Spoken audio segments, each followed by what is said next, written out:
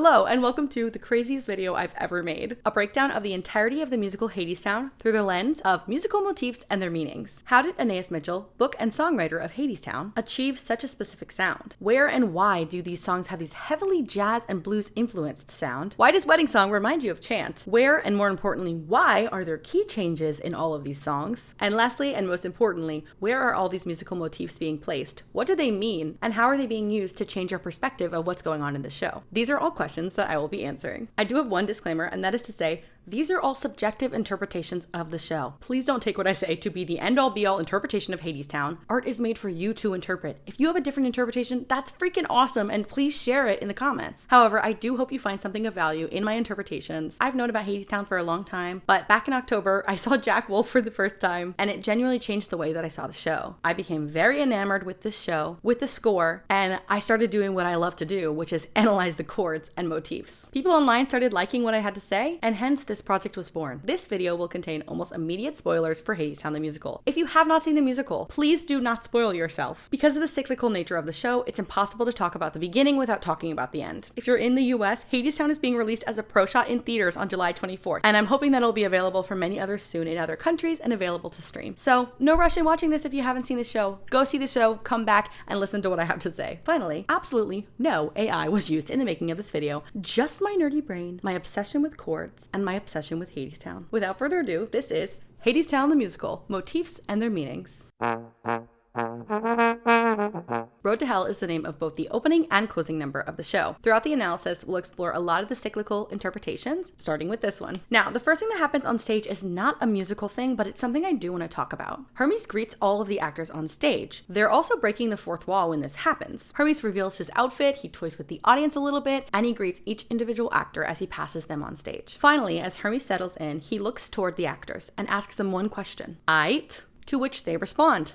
Aight. It is my belief that he's asking these actors permission to consent to tell this story. None of them have entered into their characters yet, meaning Orpheus is not Orpheus, he's just an actor. I kind of interpret it as it's set in a bar, and all of these actors are either bartenders or just people there to drink, and Hermes comes in and he says, we're gonna tell this story of Hadestown, and he asks them, can we tell this story with that word, aight? And they respond, aight, confirming that they're ready to tell this story. This idea will come back at the very end of the show as Orpheus is grieving over Eurydice's grave. The very first thing that Hermes says after this happens is, aight. And I feel like it's maybe a reminder to Orpheus of, you signed up for this, but also I'm gonna hold you here tenderly in this moment because I know that this was an emotional journey for you. Similarly, Hermes turns towards the audience and asks us, aight? And we hopefully respond, aight. He's asking us, are you willing to go on this journey with us? And we are confirming that we are. He almost immediately is about to warn us, this is not a happy story, but we're gonna sing it anyway. Hermes gives us one last elongated aight, and the trombone is the first piece of musical material that we hear.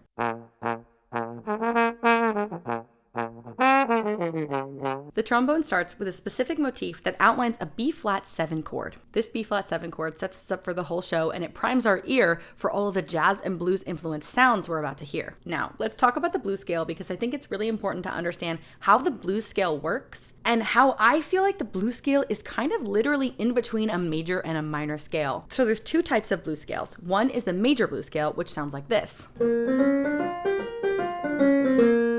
That scale contains both a D, which is a major third, and a D flat, which is a minor third. Do you see what I mean when I'm talking about it being in between major and minor? Now, the more commonly used blues scale is actually a minor blues scale, and that sounds like this.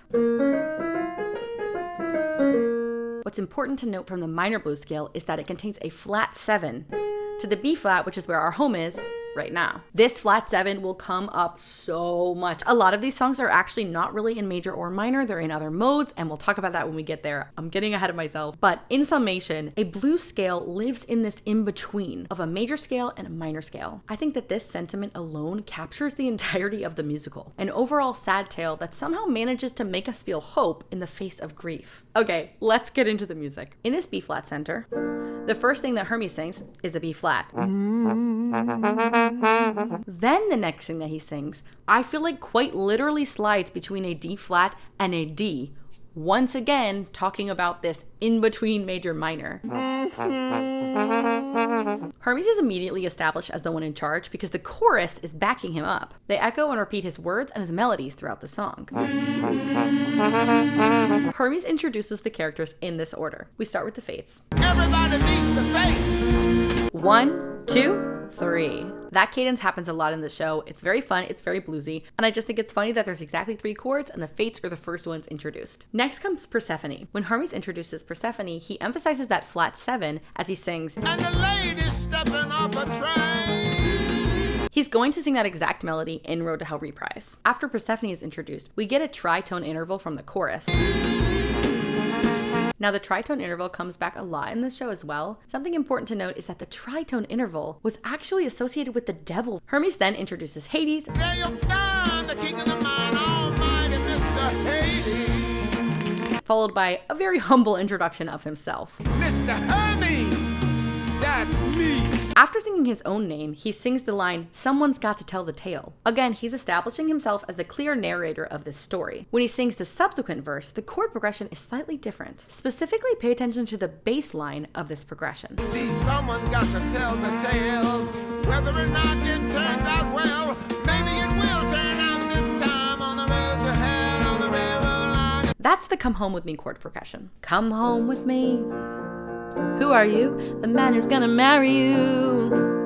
I'm Orpheus. That chord progression is also the chord progression for Road to Hell Reprise.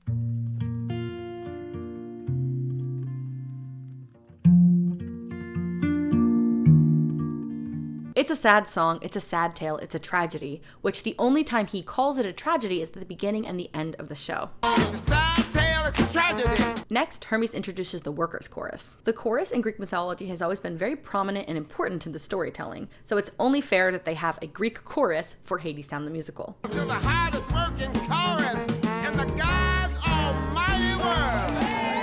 When Hermes introduces the chorus, he's also introducing the band, and they launch into this awesome dance break that includes the band just going off. Let's see what this crew can do.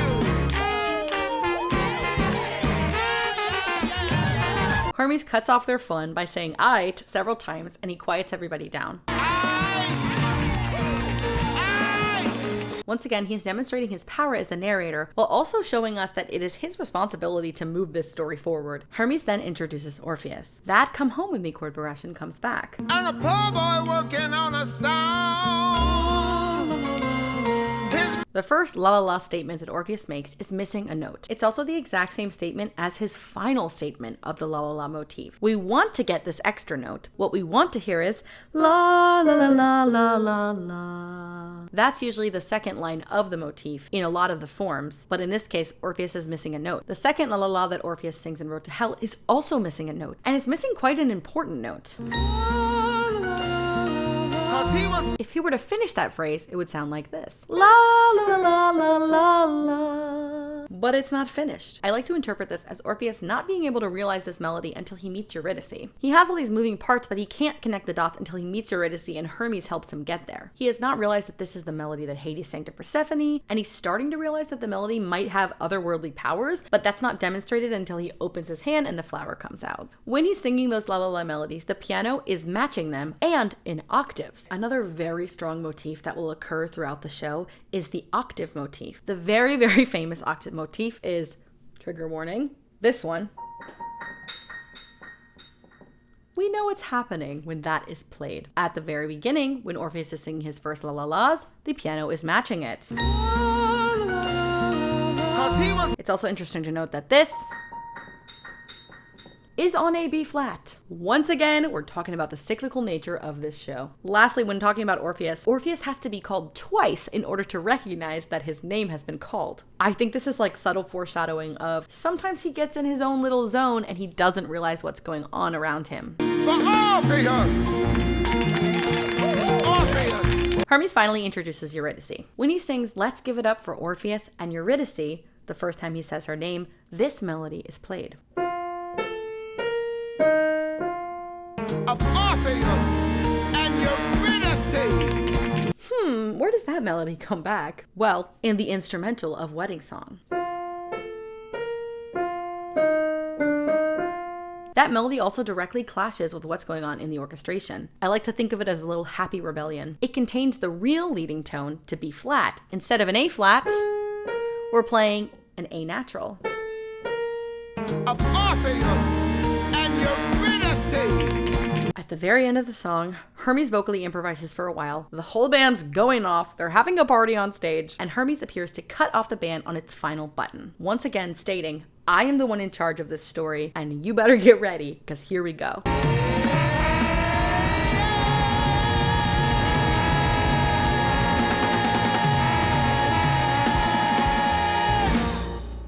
The next song, Anyway the Wind Blows, dives further into Eurydice's character. The chords begin rather simple. 2 chords, A minor and C major. The Fates start by singing in unison, which is something pretty rare for the Fates.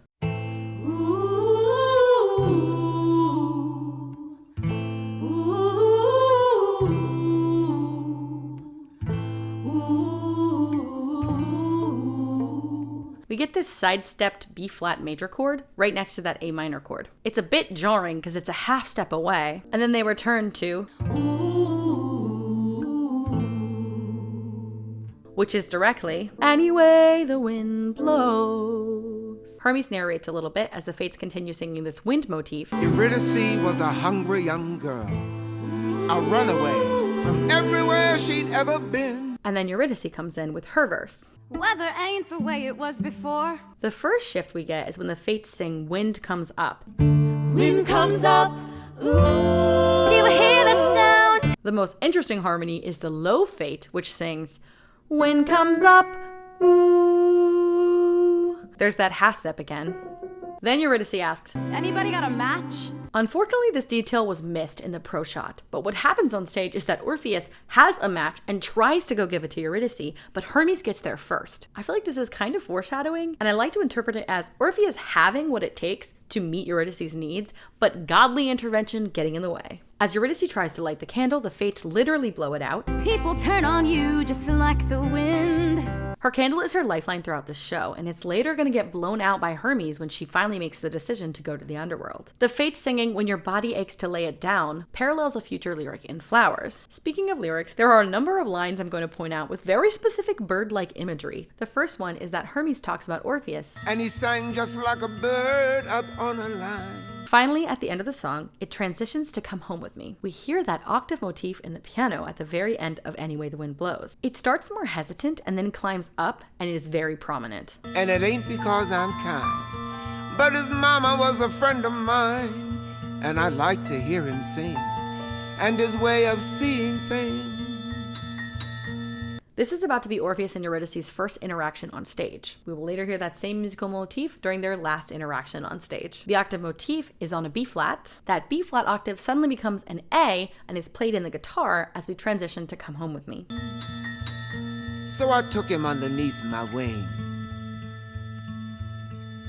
The bass line is the same as what I pointed out in Road to Hell, but now we're in A major. The chord in my right hand remains the same. The bass line moves from the tonic, A, to the second, B, to the fifth, E, and then the fourth, D. You want to talk to her? Yes. Go on. Orpheus, Yes. don't come on too strong. Come home with me. There's a beautiful glockenspiel that happens in the orchestration of this song that gives us these little sparkles as the young lovers start to feel sparks themselves. The first occurrence of this glockenspiel is right after Hermes says, He's not like any man you met. Tell her what you're working on. I'm working on a song. It isn't finished yet. We hear the chorus harmonizing and singing with Orpheus. A subtle way to introduce that his music goes beyond just himself. It can affect the world around him, and nature echoes his song. But when it's done, and when I sing it, spring will come again. I also want to point out my favorite moment of the song. With the entire song in this A major feel, the harmonization on the chord Bloom emphasizes the D, and it feels like the only time we get an actual D major chord. And all the flowers will bloom when you become my wife. Hermes again is responsible for moving the story forward. He not only introduces the two of them, but nudges Eurydice to give him a chance. And the irony of telling Eurydice that Orpheus will make him feel alive is not lost on me. Why would I become his wife? Maybe because he'll make you feel alive. The song then transitions to Wedding Song, primarily with 3 notes in the glockenspiel, and we begin Wedding Song in a whole new context, in G major with this blues chord progression. What else you got?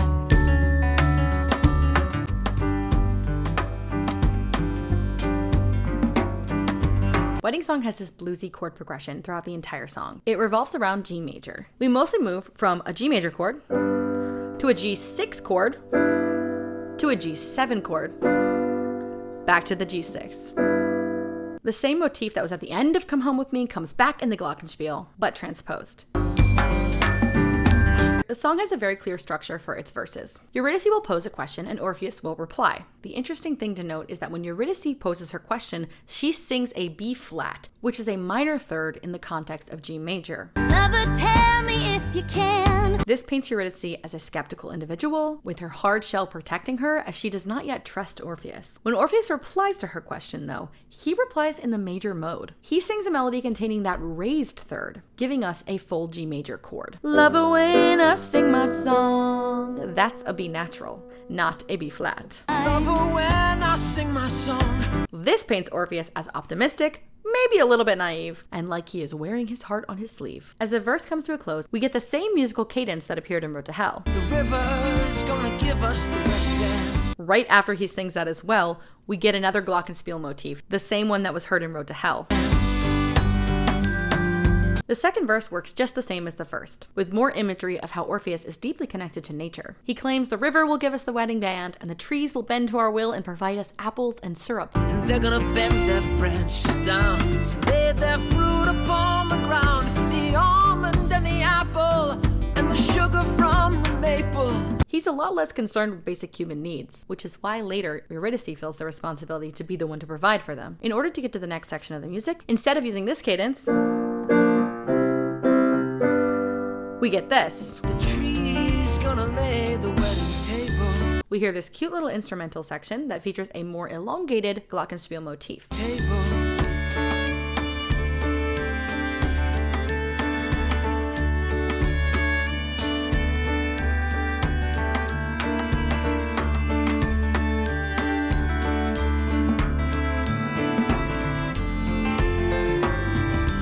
We use that same cadence one more time to get us to the next section of music, and to transition us back to A major, where Come Home With Me was. Over the next section of dialogue, we hear the Come Home With Me chord progression come back.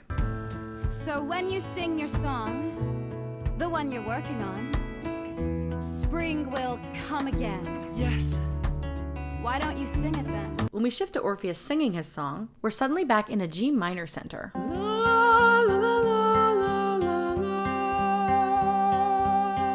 I call this form of the la la la motif the unfinished form. It's the exact same as the true form except for that second line. We will soon hear the true form in Epic 1, but the second line does not start high enough and it falls down in a different way.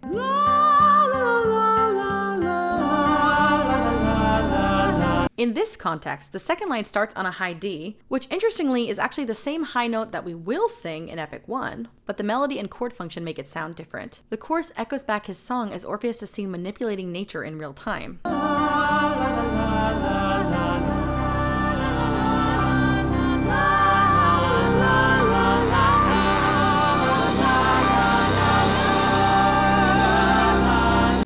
At the peak of this interaction, he finally reveals the flower come out of his hand.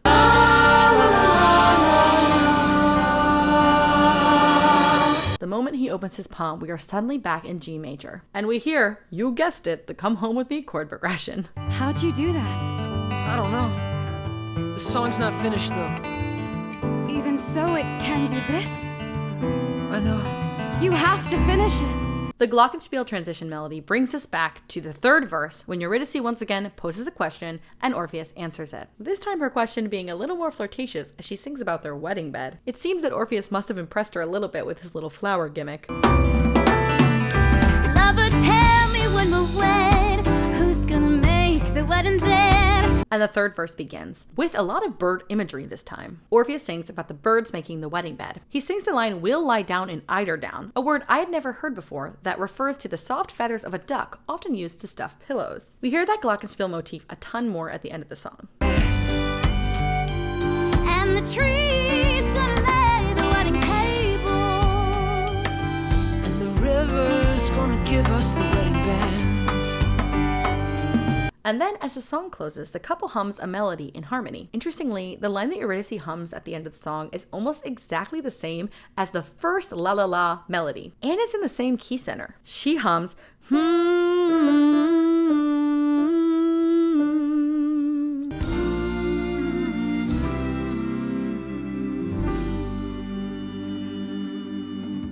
Next, we get Epic 1. Epic 1 begins with Hermes asking Orpheus, Where'd you get that melody? a line that Hades will repeat verbatim in Act 2. Hermes then asks Orpheus if he remembers the story of Hades and Persephone. When Orpheus confirms that he does, Hermes tells him to sing it. It feels like Orpheus is not quite sure why Hermes asks him this, but he does it anyway. Remember the tale I told you once about the gods? Which ones? Hades and Persephone. Remember how it used to be their love that made the world go round. Yeah, I remember now. But that was long ago. Tell it again, though. And as he sings the story, Hermes tells him to Go on. But the story comes to a halt after the line, And the birds in their flight.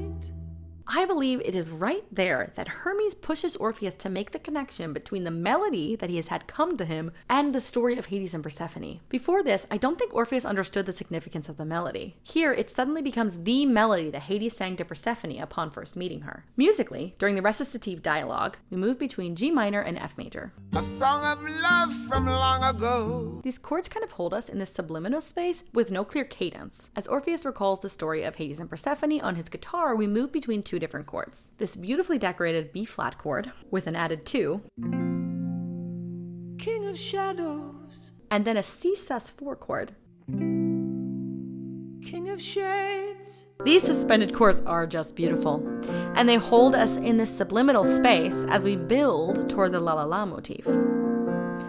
They also literally lead us toward the tonic, in the same cadences we heard in Wedding Song, towards a D center. Again, Orpheus recalls the story, and Hermes leads us towards the first statement of the La La La motif by going, Singing. He's holding out the leading tone of this key, leaving it very unresolved. He's clearly and musically pushing Orpheus to resolve that leading tone. Singing. La la la la la la. Down below and up above. This is the first statement of the true La La La form. The melody is in D minor until the second line. In harmony and rhythm. That note is the pivotal note of this motif. It contextualizes what we're singing to D major. Also of note is that it occurs on the second line of the motif out of the 4 lines of the motif. The second line is the one that is usually changed, shifted, and it is probably the most important one because of what happens in Act 2. Orchestratively, the whole song uses stringed instruments. Mostly the guitar, but some background orchestrations build as Orpheus tells the story. And with them the cycle of the seed and the sickle. When he sings his La La La melody, however, it's just back to him and his guitar. It's this very raw form of Orpheus and his guitar. I love how the epic melody always trails off. It's not quite resolved. To me, it's like the melody will never truly be remembered. Or it's maybe hinting at the cyclical nature of the show that has no clear ending. La la la la la la. And the world sang it with them. Talking about pacing. Right as we settle down into this calm atmosphere that Epic 1 brings us to, we kick right back into action with Livin' It Up on top. Persephone cuts this tension in half with this slightly swung dance number. The song starts in C minor as Hermes prefaces Persephone's entrance. Waiting on the train to bring that lady. Lady. With the suitcase back again. However, right when Persephone enters, we shift to D major. Well, it's like he said, I'm an outdoor girl. And you're late again. If you're saying that doesn't quite sound like major, you'd be correct. Persephone's melody is actually in D Dorian mode. D Dorian sounds like this. It's essentially a minor scale with a raised sixth. And the flat seventh that occurs in the natural minor scale. However, I believe in the orchestration of the score, there is no major third in that chord, it's just this open motif. Like he said, I'm an outdoor girl. This gives Persephone room to sing both an F sharp at some points and an F natural at some points. The F sharp making it a D major chord, the F natural making it a D minor chord. Her first line contains that F sharp. Well, it's like he said, I'm an outdoor. The following line, however, starts on the F natural. Right to the king of the underworld. This again is supporting my idea that we are just kind of stuck between major and minor in this whole show. My side note for this is that I'm literally obsessed with the ensemble member that says, I'm wondering. Now when Persephone sings, let's not talk about hard times, the chord progression shifts a little bit. Let's not talk about hard times. We're kind of going back to Any Way the Wind Blows. That's a B flat and an A minor chord, which is what we were kind of hearing in Any Way the Wind Blows when Eurydice was talking about those hard times. But then we throw that to the side and we're back in this happy section as she sings, Persephone sings Some May Say the Weather Ain't the Way It Used to Be, directly mirroring what Eurydice said in Any Way the Wind Blows. When Hermes starts to narrate about Orpheus and Eurydice, the key shifts up a half step to E flat. It was summertime on the road to hell. During the next section, which is the dance break, we get this super fun Mixolydian melody to start us off.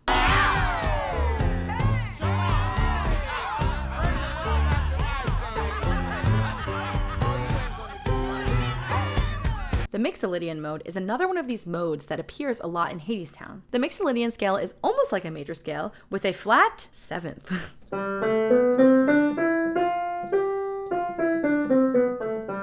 Another fun interjection is when Hermes sings, Come on, green thing. Now the incredible trombone player will now come on stage and solo amongst the chorus. The dance break happens, it's super fun, and it ends with this A7 chord, which leads us right back to D. Up on top, we ain't got much. We go back to our familiar chord progression until Orpheus gets his moment, in the very famous speech that he gives. To the patroness of all of this, Persephone. Here, here. When Orpheus begins his section, we add another sharp in our key signature. It goes from a D major key signature to an A major key signature, but we keep that same chord progression. Who has finally returned to us with wine enough to share. We then get that solemn chant-like chord progression when Orpheus sings, Asking nothing in return, except that we should live and learn to live as brothers in this life. Here we go. We stay that way until the very last line. The chords literally rise up from E minor to F major to G right before Orpheus says, She will always fill our cups. I will. And we will always raise them up to the world we dream about and the one we live in now. Excuse the water in my eyes, I was just cutting onions. The remainder of the song stays in this A major center, and the final cadence of the song is one we keep hearing. We've reached All I've Ever Known. All I've Ever Known begins with another recitative dialogue moment, played on the guitar as Hermes narrates about Orpheus and Eurydice. Orpheus was a poor boy. This guitar motif will return during Promises. Those two songs are like sister songs in my head. We're in D flat major, but we begin with a G flat major 7th chord. Interestingly, even though we could continue this upward movement in the bass, the guitar very distinctly moves down. Orpheus was a poor boy,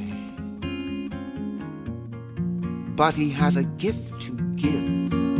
So the guitar drops down, even though we could go G flat, A flat, B flat. It goes G flat, A flat, B flat. Although we are in D major in this section, we don't get a D major chord. Again, we're painting this very subliminal space where we don't have a clear cadence. It's not until we begin singing that we get our first D major chord. As Eurydice sings, I was alone, so alone. And even so, we don't have a D flat in the bass yet. I didn't even know that I was... Now we have a D flat in the bass. I was alone so long. I didn't even know that I was lonely. Did you catch that octave motif in the orchestration? That same motion where we kind of drop on the third note of the bass happens here as well. Now that bass line will follow us when Orpheus starts to sing in a new key. We get similar chords but at different paces during the pre-chorus section. I particularly love this chord right here. All I've ever known is how to hold my own. And then we get the F in the bass of the D flat major chord. All I've ever known is how to hold my own.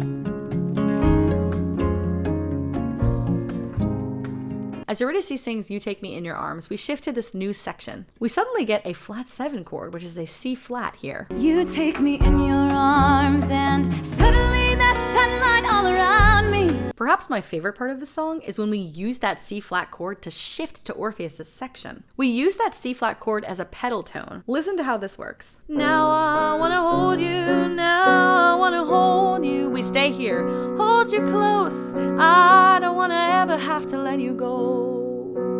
We're still on this C flat chord. Hold you tight. I don't wanna go back to the lonely life. Whoa, what's that bass doing? I don't know how or why, or who am I that I should get to hold you? And now suddenly we're in a new key with the same bass line as when Eurydice started singing. Orpheus sings his verse with the same chord progression, but now we're in a different key. And then once again, we use that flat 7 chord to shift us to a new place. And I don't even know you now, I wanna hold you. Now that's the flat 7 chord with the added 2. And we once again stay on that chord for a very long time. Suddenly the sunlight, bright and warm. Suddenly I'm holding the world in my arms. And now we're back to D flat major.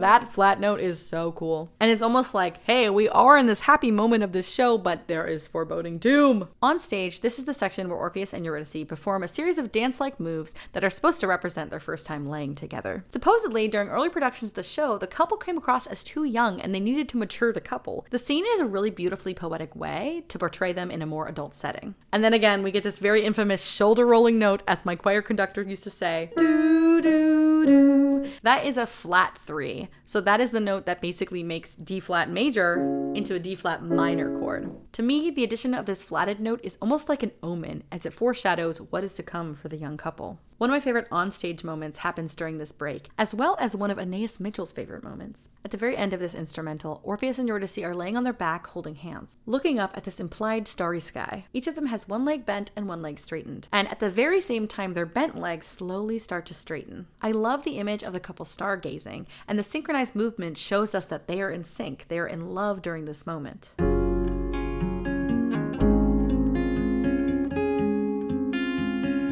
The song ends in the key that we began, with a very straightforward major third harmony. Lyrically, Eurydice kind of poses this question and Orpheus answers it. Say that you'll hold me forever, say the wind won't change on us, as Orpheus sings, I'm gonna hold you forever. Wow. Wow. As Orpheus sings, I'm gonna hold you forever, the wind will never change on us. And they end with, Then it will always be like this. Keep in mind that they ended on a major third harmony because in Promises, they will actually end on the same note. We'll get there when we get there. I'm actually shocked at how I didn't get emotional until the very end of that because All I've Ever Known makes me cry every time. Just as we've settled into the loving relationship of the young couple, we immediately get this tension breaker in the most outwardly fun number, Way Down Hadestown. The chord progression here is actually pretty simple and it's a pretty standard like blues-like progression. We start in B minor. We'll actually sit on that chord for a while as Hermes introduces the song. On the road to hell, there was a railroad track. Oh, come on! There was a train coming up from way down below. Just like, and a lady coming off a train. Similar to Road to Hell, we get a lot of chorus intervention. There's hums from the chorus. That was not 6 months! The fates come in, and then we get our first cadence. Guess it's time to go. That cadence is all over this song. And it's pretty much 4, 5, 1 in a minor key. Better go get your suitcase packed. Guess it's time to go. We get this melodic bass lead up that is really addicting to play. That sounds like this. Follow that dollar for a long way down. As Hermes starts the main melody, the chords move a bit faster, but we keep those same chords. The melody is based off of the B minor blues scale, which sounds like this. This is super evident in moments like Far Away from the Poorhouse Door, where that sharp 4 comes out. Far away from the poorhouse door. It's so good. It's so good. Far away from the poorhouse door. As I'm thinking about it now, I feel like this might be one of the fastest songs tempo-wise. And then we shift keys up a half step to C minor. We're using the same chord progression, But now Persephone sings. Winter's nigh and summer's o'er. One of the more interesting harmonies to point out is the top line of the chorus. The chorus members sing that raised sixth. That's more of implying the Dorian mode. Way down, Hadestown, way down under the ground, under the ground. Then the Fates sing in 3-part harmony. Again, that C minor blues scale is incredibly evident, especially in that first line. Every little penny in the wishing well. Funny enough, and obviously very intentionally, these are the same chords you're going to hear during Chips Are Down. What you gonna do when the chips are down? Now that the chips are down. Then we get the second line. So second lining is a practice that originates in New Orleans culture. It's worth noting that the set, the props, the costume, the dancing, and music are all clearly inspired by New Orleans culture.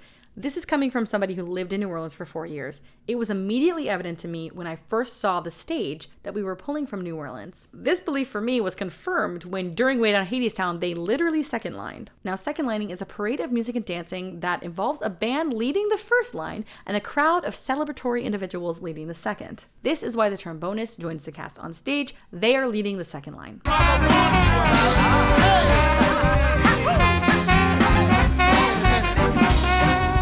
Second lining is a common tradition in both weddings and funerals, which is incredibly applicable to Hadestown because I feel like we get both sides of that coin. It's important to note second lining originates from African American communities where they began as neighborhood celebrations. To learn more about second lining and this tradition, you can go to neworleans.com, as my explanation definitely does not do this rich history justice. Lastly, my tidbit about New Orleans is that in January, I was lucky enough to get front row seats to see Jack Wolf. I noticed that when Orpheus rips the flower at the beginning of the show, the flyer is actually a flyer for Tipitina's bar. Tipitina's is a famous New Orleans bar. I was really excited when I noticed that, and I was also like, how many people have sat in the front row, noticed the flyer, and known what it is? But now we'll get back to the music. As the song closes, Eurydice shows interest in Hades/Hadestown with her final line, Kinda makes you wonder how it feels. We get a full stop on the 5/7 chord, and we kind of get this accordion. It gives us this ominous, eerie feeling until Hermes counts us back in for the big finale. It also gives us this opportunity for comic relief as Orpheus jumps in front of Eurydice to protect her. My favorite line of this song is at the very end when Eurydice sings this really weird descending harmony over everyone else's stagnant chord. It's almost like she's foreshadowing how she will soon be descending into the ground herself. It also directly clashes with the stagnant hold of everyone else's chord, and physically on stage, Orpheus is holding her as Orpheus looks down into the pit that has descended. Eurydice is singing out to the audience, but on the final button, the two of them switch so that Eurydice is looking down into that pit that has descended. I think that's another very clear picture and foreshadowing moment.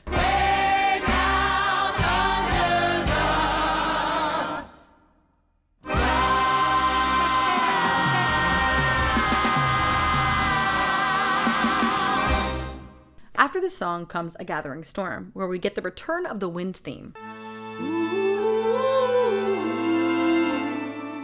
We tonally shift from this summer fun into the winter cold. We're in the same key and using the same chord progression we were for Any Way the Wind Blows. We get a return of the glockenspiel with this descending motif that's actually the same as Eurydice just sang, but in a different key. He came for her too soon. It's not supposed to be like this. The lyrics reflect what we heard at the beginning regarding food and warmth. Eurydice mentions needing food and firewood in between the Fates' repeated melody. As Eurydice is more concerned with survival needs, Orpheus is concerned with the overall needs of the earth, the world, and he's taking a lot of this as responsibility to go finish the song so that he can bring the world back into tune, returning the normal cycle of the seasons. We kind of end on this F major 7 chord, which kind of leads us towards the B flat. That starts Epic 2. Under a gathering storm. Epic 2 melodically is pretty much the same as Epic 1, but the intensity of the orchestration has drastically increased. The song begins again with just Orpheus and his guitar. King of Silver. Once he starts finger-picking, however, we get subtle orchestrations in the piano And the riches that flow where those rivers are found. and the tempo was even marked in my score as accelerated when Orpheus starts the second verse of the song. King of mortar, king of bricks. We also get an introduction of the percussion here, not in a loud or low drum set, but in these earthen tones and instruments. Thick, with a million hands that are not his own. We get the addition of ooze from the chorus, that crashing and pounding. Every Orpheus I've ever seen perform intensifies this very much vocally as well. The epic melody, however, remains intact and exactly the same. La, la, la, la, la, la. At the end of the song, the workers' chorus enter with these harsh vocalizations that transition us to the darkened sound of chant. La, la, la, la, la, la. Chant is one of the best songs of the show. There's so much going on, so let's get into it. Now, the song has no clear-cut start because, like I said, we're transitioning from Epic 2. But this low, foreboding piano motif is how I kind of classified the beginning of Chant.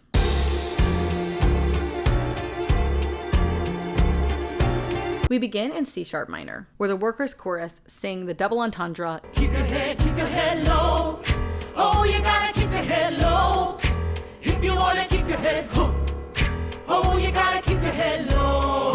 Throughout the show, there's also this motif of the workers making the very primal noise. It gives off this air of roughness, working in the mines and working on the factory floor. Now, this song is in Dorian mode. It is very much in Dorian mode, and Persephone is the first one we hear sing. In the coldest time of year. While Hades and Persephone sing their first exchange, there's really only one chord that we hear, which is that C sharp minor chord. The structure of this section very clearly is meant to mirror the structure of Wedding Song. In Wedding Song, Eurydice asks Orpheus a question in the minor mode, and he replies in the major mode. In Chant, Persephone is posing a question in the minor mode, and Hades is responding in the minor mode. Hades has no optimistic edge like Orpheus. Hades' reply sounds like this. Lover, you were gone so long, with that flat third to make it a minor chord. Lover, you were gone so long. If Orpheus were to sing that with the major third, it would sound like this. Lover, you were gone so long. The first real shift of the song occurs right as Orpheus comes in. We get this really, really cool deceptive cadence that leads us to a key change, and suddenly we're in B flat minor. If we were to follow standard music theory rules for this cadence, it would sound like this. Think of it as my desire for you. But we don't get that. We actually get, think of it as my desire for you, la la. And the tonic we were just singing, that C sharp, becomes the third of a B flat minor chord, la la. And we completely shift keys. Think of it as my desire for you. The shift feels very unexpected to me, and it feels like turning a corner as now we're getting Orpheus' perspective from up on Earth. However, Orpheus is still very connected to what's going on down there, and everything he sings reflects the turmoil that Hades and Persephone are discussing. Orpheus then sings what I like to call the working form of the melody. Orpheus is working on the song, and he's developing the melody. The full statement of that sounds like this. La, la, la, la, la.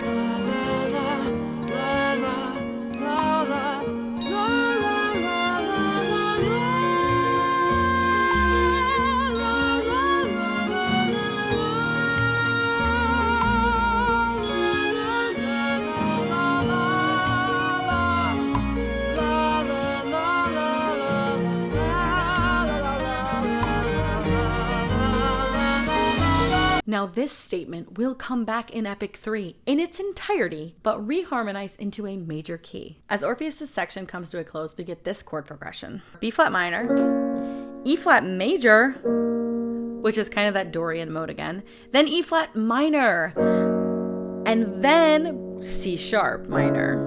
That same progression is going to come back, the idea of having a major chord and then its minor chord, especially that bass movement as well, because in the bass we're playing a G, which is the third of E flat major, and then a G flat, which is the third of E flat minor. La, la, la, la, la, la.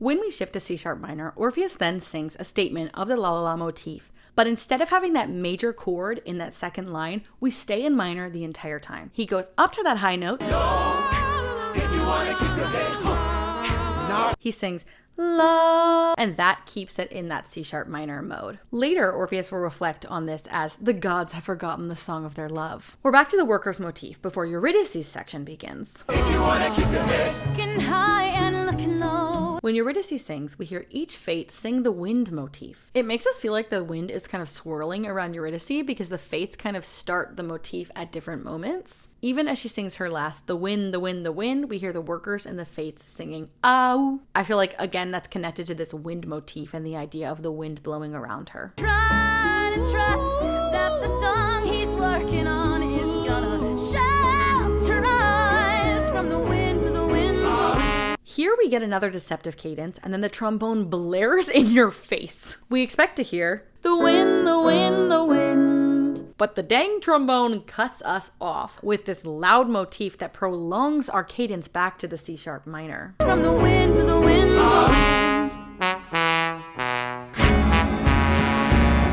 Leading us to the second verse of Hades and Persephone, we get this really chromatic thing happening in the bass. We have an A sharp, a B sharp, a D sharp, an E sharp.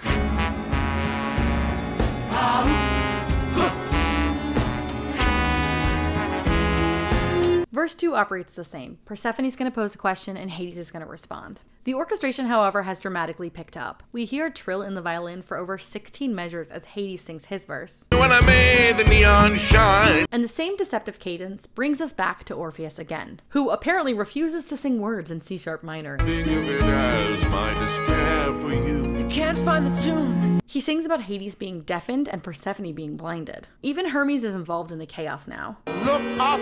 The Fates sing their wind motif again. This black gold flows in the world down below. Enter The orchestration is going crazy with slides in the violin. We are now hearing maybe a wood block, which kind of reminds me of a ticking clock. and that is the reason we're... The tension builds and builds and builds, and then we get this unique chord progression that I am geeked to explain to you. B flat minor over A flat starts us off with.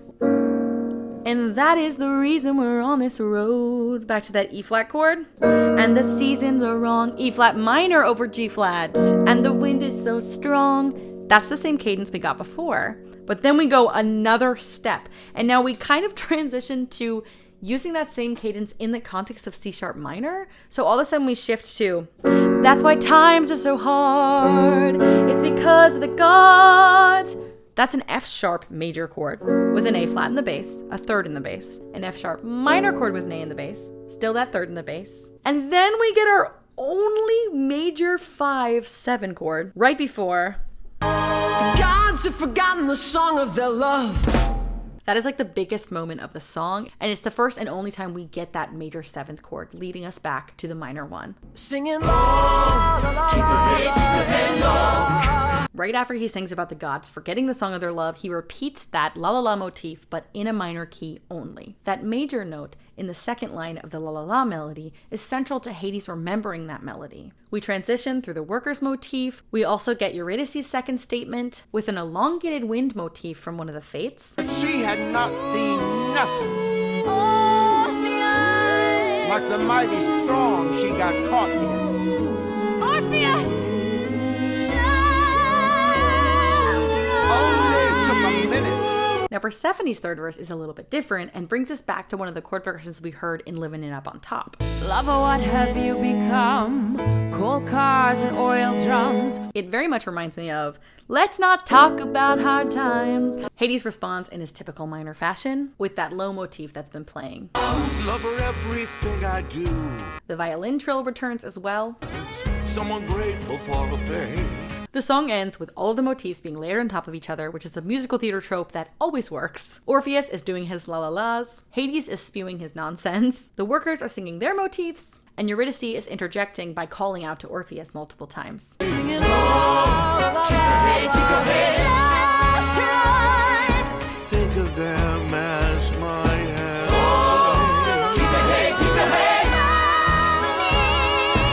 The song very much ends on a C sharp minor note. And when you see it staged, all of this chaos suddenly stops as at the very last button of the song, the lighting shifts and we see Hades and Eurydice right up next to each other. Think of them as my embrace of you. Following the monstrosity of Chant, we get this little waltz number called Hey Little Songbird. We are in 3/4 time, which is a waltz time signature, which I feel like I interpret as Eurydice and Hades doing this dance with each other. The introduction of the song consists of this counter melody between the violin and the cello. I feel like Hades is represented in the cello and Eurydice is represented in the violin. The melodies play off of one another and it's kind of flirtatious, as we see Hades try to seduce Eurydice.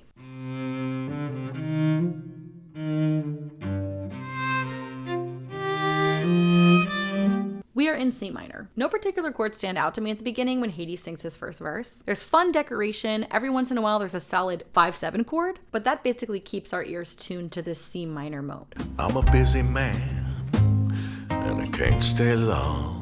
Obviously, the literal vocal range of Hades is very intentional. After Hades' second verse, we shift to the major mode when Eurydice comes in. This major shift I feel like could indicate that she's kind of pondering and intrigued by what Hades has to say.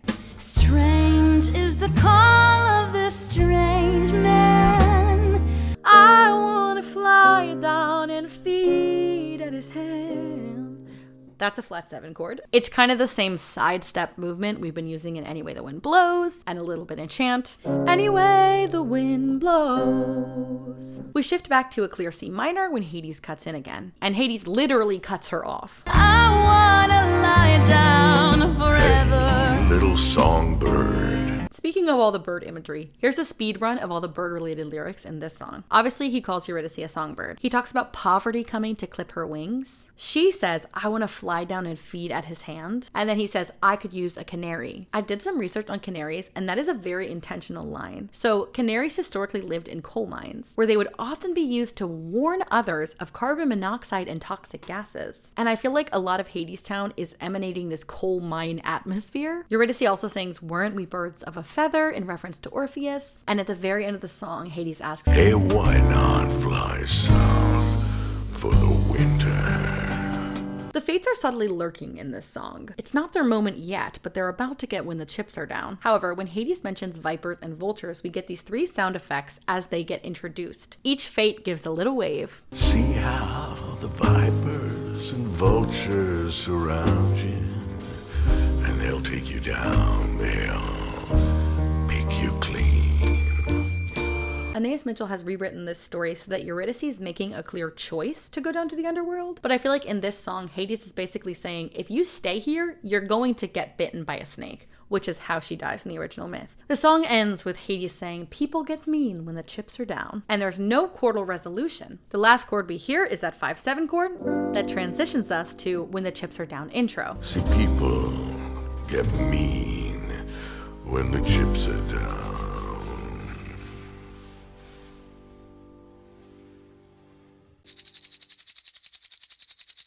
Songbird versus Rattlesnake. We stay in the C minor key all the way through Gone I'm Gone when Eurydice officially descends. The intro to When the Chips Are Down consists of the fates vocally humming and building up a C minor chord. A ticket to the underworld. When the actual song begins, we get a very rhythmic motif in the guitar and a shaker to help keep the beat.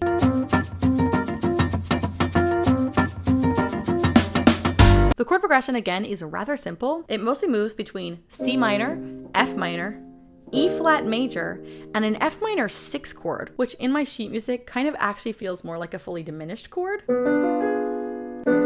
The song's title phrase uses the same chord progression as Way Down Hadestown. What you gonna do when the chips are down? Now that the chips are down. Way down, Hadestown, way down under the ground. We get a jazz solo style in the instrumental section where the band members are definitely allowed to improvise, because every time I see it, I'm always listening for the piano solo here.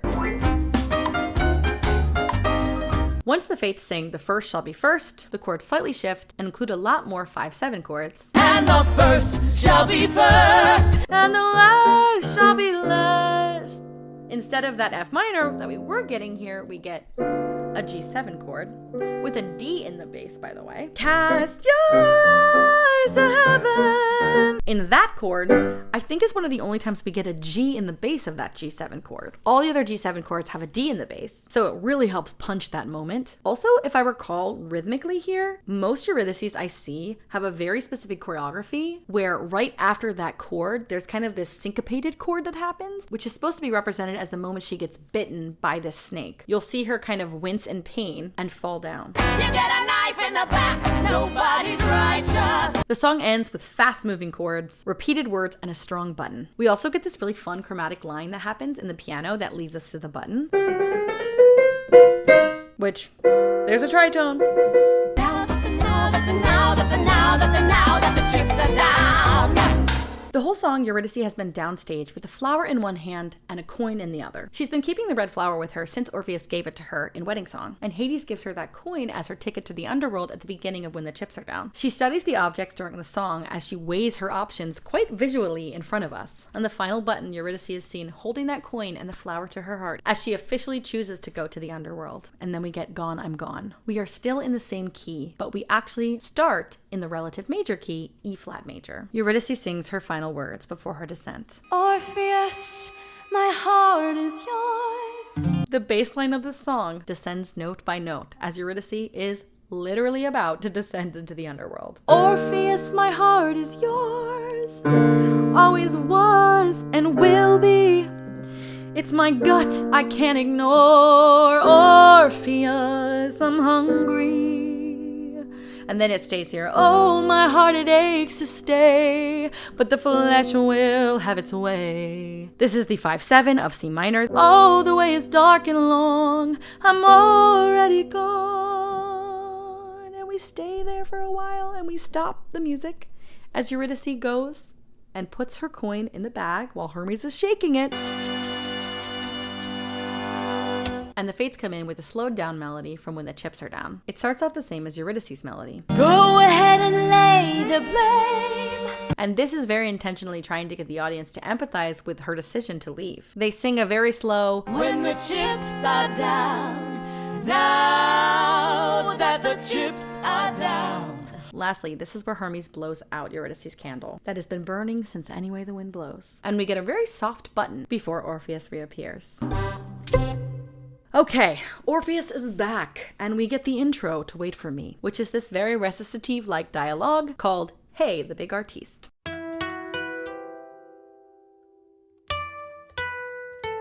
The Glockenspiel is back, and the Wait For Me motif is introduced.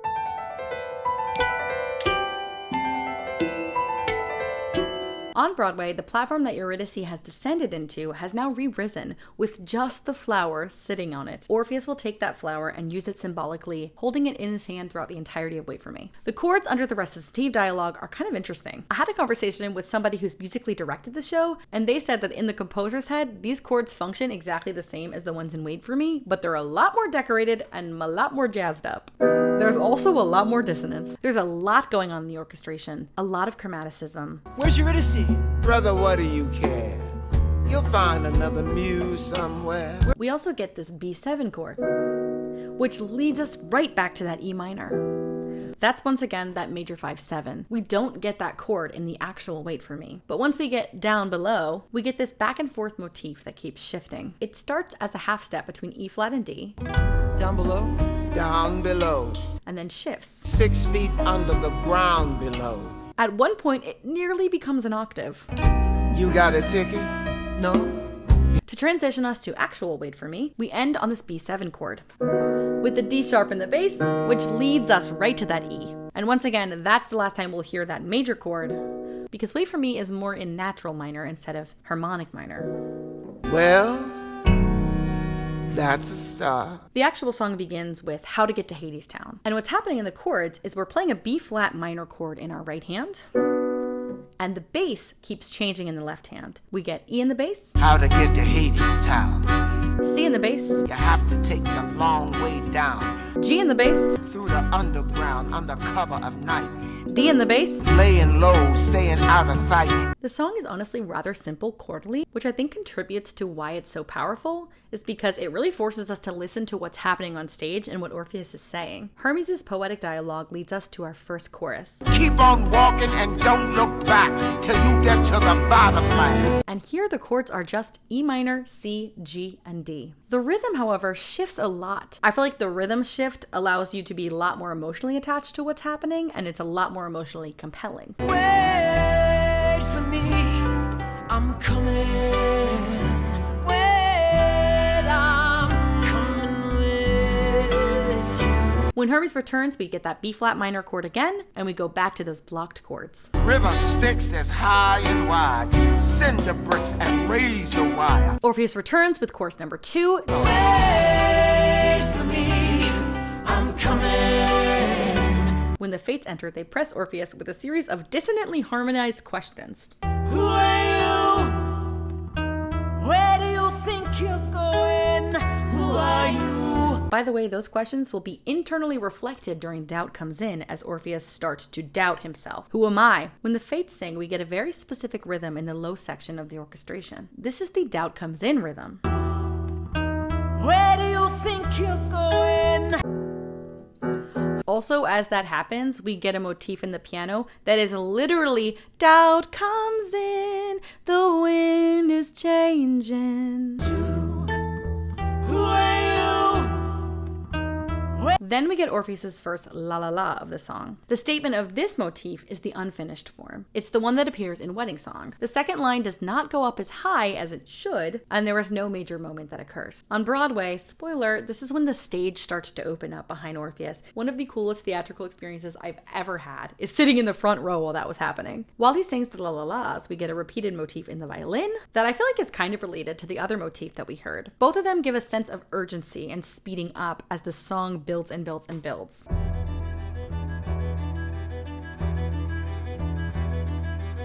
This echoed motif swirls around him until they suddenly drop out as Hermes enters again. You're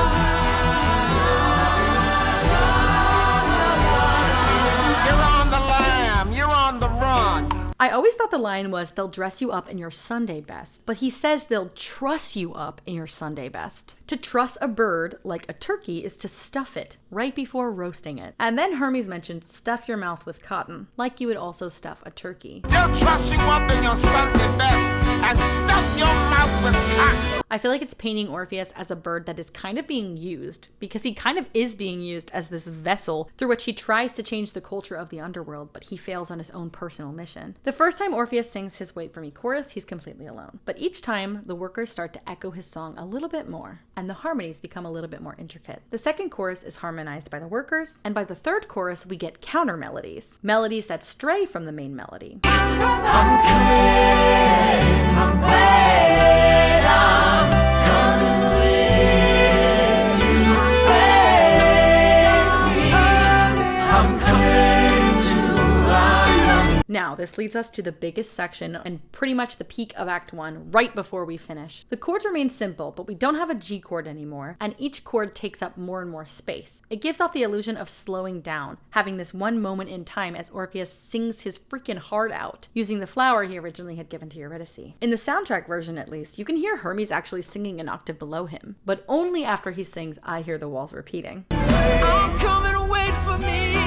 I hear the walls repeating. These words are echoed and harmonized, including having a sharp 6 again. Come in! I'm coming. The orchestration builds and builds. We get that Wait For Me sextuplet motif, and we get our final button as Orpheus descends to the underworld on the same platform that Eurydice did earlier.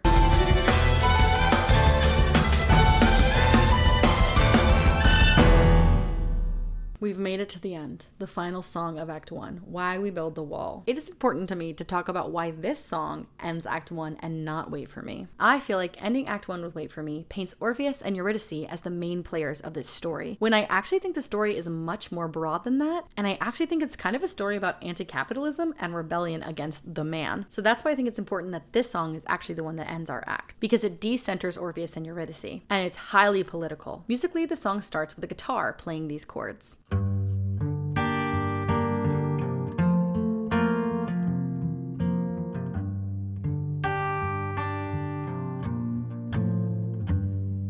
At the end of the first chord progression, we get this. A simple and descending melody that ends a lot of the cadences in this song, because we are in Hadestown now. In the orchestration, before Hades sings, we get a very prominent C sharp. Now we're in G minor, and C sharp is the tritone interval to G. Once again, that tritone interval is often associated with hell and the devil. Oh, and by the way, we're not in minor mode, we're in Dorian mode. The song functions as a call and response song, and it builds verbiage as it goes. In other words, the song is cumulative. Hades will keep posing questions, and the workers will keep answering those questions. Why do we build the wall, my children, my children? Each time Hades asks a new question, the chorus will respond with the immediate answer and then move backwards, answering the other questions he had before, always ending with the section, "We build the wall to keep us free." Why do we build the wall? We build the wall to keep us free. That's why we build the wall. We build the wall to keep us free. The chord progression remains pretty consistent for the most part. As the workers' chorus goes through the continuously growing list of answers, 2 chords are used back and forth until the final line. How does the wall keep us free? The wall keeps out the enemy, and we build the wall to keep us free. So we kind of have this back and forth as we keep answering all the questions until we finally get the cadence. Again, always ending with this. The workers' chorus sings in unison for this entire song. There are 0 harmonies being sung, which obviously is very intentional. They're all kind of brainwashed in this trance, and they're all kind of acting as one mind. We get an improv moment from the guitar with the little guitar solo, as Eurydice ascends from the platform through which she descended. It's not until the end of the song that Hades finally joins the chorus, and he answers his own questions. He's not singing, but he's shouting at the audience. Now, I'm not sure when this change occurred because it's not evident in the original Broadway cast's recording, but if you go see it on Broadway and probably in the touring cast, the singing portion of the song ends with, We build the wall to keep us free. except for on the word free, all of them suddenly get really quiet, and it always gives me goosebumps because they're all belting. And then to say, to keep us free. Oh, I'm getting goosebumps thinking about it. It makes me feel like their souls are ascending almost. Like in those movies or cartoons where the soul comes out of the body when they die. That's what I feel like is happening. We get a little outro before the act actually ends, which is called Behind Closed Doors, in which Hermes narrates Eurydice going to Hades behind closed doors and signing the contracts. We hear these interesting intervals as the song comes to a close. First, we hear a major seventh, which is only a half step away from an octave, by the way. And then we get a tritone interval. The act ends with Persephone's tension-breaking line, "Anybody want a drink?" before a full blackout. Anybody want a drink? Act 2 begins. We're back. New day. Couldn't record this all in the same day. This is my Orpheus outfit. Act 2 begins. Act 1 came to a close with Persephone breaking the tension, asking if anyone wants a drink, so it's only appropriate that we begin our second act with Persephone and her one-woman show, Our Lady of the Underground. I want to read an excerpt from her book, Working on a Song. Highly recommend this book. She talks about the past versions of the show and how she wrote the songs, and goes through a lot of old lyrics. The idea behind Our Lady of the Underground was one of the first I had for the show, a touchstone in the early days. The idea that Persephone moonlighted as a proprietress of an underworld speakeasy, a club she ran behind her husband's back. In it, she handed out intoxicating contraband imported from the above-ground world, bottled essence of wind, rain, and sunshine. The speakeasy's pièce de résistance, I can't say that, pièce de résistance, was a binocular machine, the kind you insert a quarter into at the seashore for a glimpse of the ocean. Persephone had a machine trained on a crack in the wall of the underworld, and those who looked through it could see the night sky. In my earliest imaginings, Orpheus had arrived in the underworld prior to this song and stumbled into Persephone's club. Rachel was excited to let Our Lady of the Underground function as an entr'acte, more of a palate cleanser than a story beat. An Act 2 opener is often one for fun, a feel-good number that doesn't appreciably advance the plot or require too much of the theatergoers who are just settling back into their seats, drinks in hands. That casual, clubby feeling was enhanced by a practice that began in the concert era and stuck, that of Persephone introducing each of the band members by name. Musically, the song starts with the guitar vamp, In my not-so-educated jazz opinion, this song closely resembles what you may encounter if you stumble into a jazz club in New Orleans, with instrumentation, audience participation, and moments for improvisation. I love the placement of this song because, as Anais Mitchell says, it settles you back into the story and almost tricks us into having fun before we remember what's actually been going on. The song starts off with a B minor chord and an F sharp 7 chord, with many improvised little ditties coming from the band in order to color up those chords. Step into my office. We get this really fun melody right before Persephone speaks. I wish I could analyze every single musical interjection here, but I do not have the time or the knowledge to do so. But what I can do is point out my favorite one, which is right after Persephone sings Stir Crazy. You hear this little crash in the piano. You stir crazy. Now, to lead us to the chorus, we get some new chords. We get this descending bass line. Allow me to introduce myself. This chord progression is a bit of a trope, but it appears a lot throughout the second act of the show. Once again, this bass line is only descending. When we get the chorus of this song, we start with the B minor chord. Brother, what's your name? And then we have a B7 chord, which means we have a B major chord that's being played. Persephone sings, my name is, and emphasizes that major third. Brother, what's my name? My name is. Then we do a little side shift to C major. Our Lady of the Underground. This chord, in my opinion, gives the song its true character. The chorus is repetitive with this chord progression, and the band and Hermes respond to her by singing various names and nicknames for her. Our Lady of Waves, Our Lady of Green. During the second verse, we're back to only 2 chords. Having only 2 chords, the 1 and the 5/7, gives her a lot of room to riff and a lot of freedom to do some of this talk singing that she's been doing throughout the song. It also gives the band members a ton of space to improvise. That kooky chord progression returns when she talks about, When was the last time you saw the sky? Wipe away your tears, brother. Brother, I know how you feel. This time it's a lot more earnest. Every Persephone I've ever seen tends to get much more serious during this section, speaking directly to an audience member right in front of her. You can see that she's struggling with something as she sings this stanza. And then the stanza comes to a climax when she sings, There's a crack in the wall. The band gets time to improvise and go off, specifically the trombone in this section. We begin Act 1 with the trombone at the forefront, and we begin Act 2 as well with the trombone at the forefront. Persephone then name drops each band member, completely demolishing the fourth wall. Just like at the beginning of Act 1, we didn't really have a fourth wall either. Right before she comes back in, we get a measure of 2, which kind of gives off the illusion of her coming in early, because now she's really riled up, excited, and has all this energy. You want stars? We get a new chord in this section of the song. On the line, she's right here waiting in my pay-per-view. I feel like this line is also a callback to the binocular machine, how you can look up at the sky. And every Persephone I've ever seen taps her head during this moment. Chordally, we get a D augmented chord. So instead of getting B minor, A, G, F sharp, we get B minor, A, G, D augmented. Here waiting in my pay-per-view. As the song comes to a close, we get a familiar cadence that we actually heard in When the Chips Are Down and Way Down Hadestown. What the boss don't know, the boss won't mind. Before the band gives us a little outro. And Persephone ends by drinking and giving us one Way Down Hadestown Reprise jumps us back right into the action, with Eurydice realizing the consequences of her choices. Musically, we hear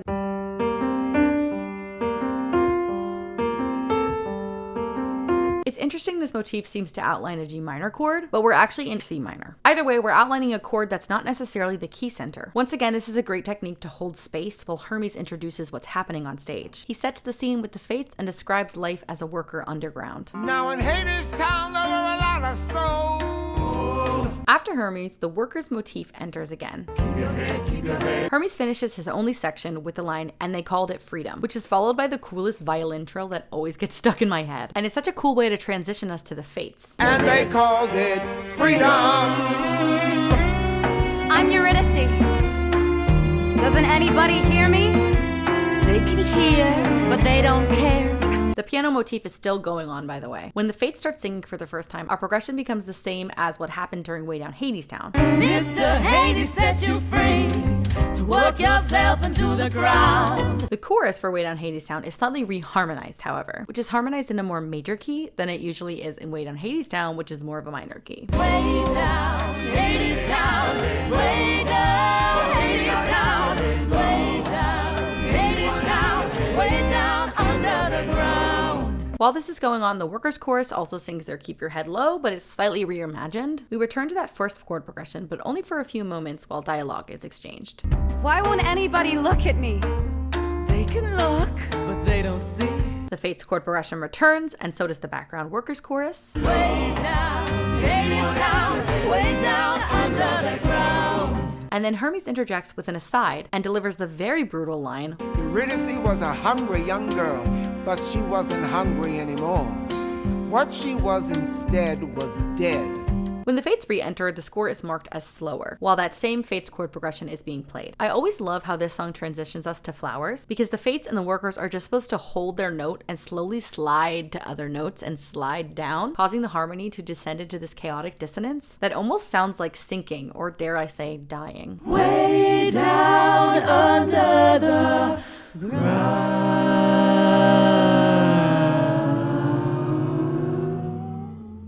I think Flowers is the most unique song in the whole show. The song is through composed, which means there's no chorus, and there's no musical material that really returns. Everything we hear is new. Having the song be through composed kind of makes it seem like a diary entry, or in some interpretations, people talk about this song as if it's a suicide note, but from the perspective of someone who's already died. Lyrically, this is Anais Mitchell's most potent poetry. Eurydice is regretting her decision and trying to recall what life was like on Earth, but she's starting to forget. And the moment she starts to remember is the moment she starts to sing about the flowers. Musically here, we are in B mixolydian. The mixolydian scale is almost identical to the major scale, except the 7th note is flat. We actually will get that raised 7th scale degree in a very specific moment of the song. The intro to the song is heard on the guitar, until the piano enters with remnants of this infamous octave motif. The motif consists of several octaves falling down, and I like to think of it as a wilting flower.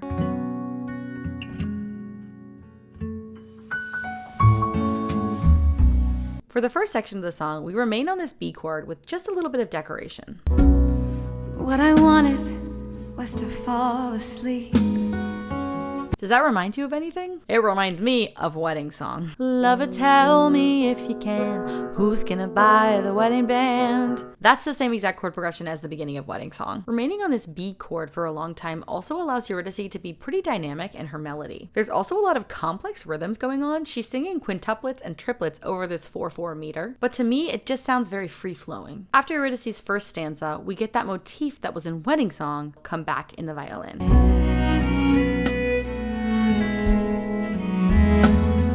The first time a new chord appears is during Nothing Gonna Wake You, and that new chord is the flat 7 chord. Nothing gonna wake you. We get this beautiful instrumental section that embellishes on that flat 7 chord, that A major chord.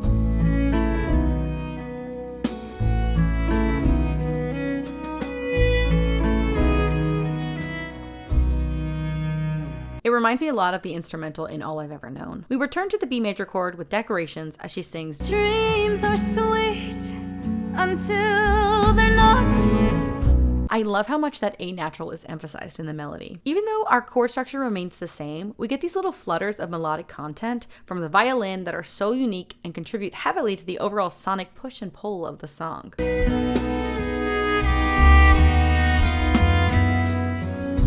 Then we get what you might call the chorus, even though it never actually repeats. The title of the song, Flowers. We suddenly get a 4 chord for the very first time, which is an E major chord. However, we don't get the E in the bass yet. Right now we have a B in the bass. Flowers, I remember feel tough. Flowers. To me, that chord progression, although a little more optimistic, is still unstable because there's no E in the bass. Now, we finally get our leading tone. When Eurydice sings Walking in the Sun, we get our first A sharp in the song. Listen to the bass line here. Walking in the sun, I remember someone by my side. Do, do, do. We are suddenly in a full B major section. Eurydice is successfully remembering life on Earth, and the song is suddenly painted with more hope. When Eurydice sings the line, "and then I turned away," she even sings that A sharp, the only time she sings it in the entire song. And then I turned away. Also, the irony of having her sing "turned his face to mine" being a positive thing, when at the end of the show, Orpheus is not supposed to turn towards her. The concept of Eurydice wanting Orpheus to turn towards her reminds me of this quote. Eurydice, dying now a second time, uttered no complaint against her husband. What was there to complain of but that she had been loved? We finally get an E in the bass and a true 4-chord, the only one of the song, as she sings Into the shade. And then we get this flutter. At the end of the song, Eurydice sings an elongated note on you, and we return to our regular chord progression.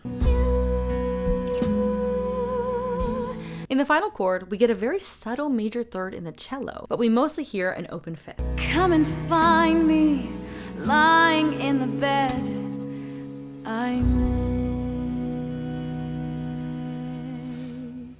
Now we were just in B major, and the next song is Come Home With Me Reprise when Orpheus first appears. We shift from B major up a half step to C major. The music is quite literally communicating an uplifting feeling as we play in this key. Now of course the Come Home With Me chord progression comes back. Come home with me, It's you, it's me, Orpheus. Eurydice.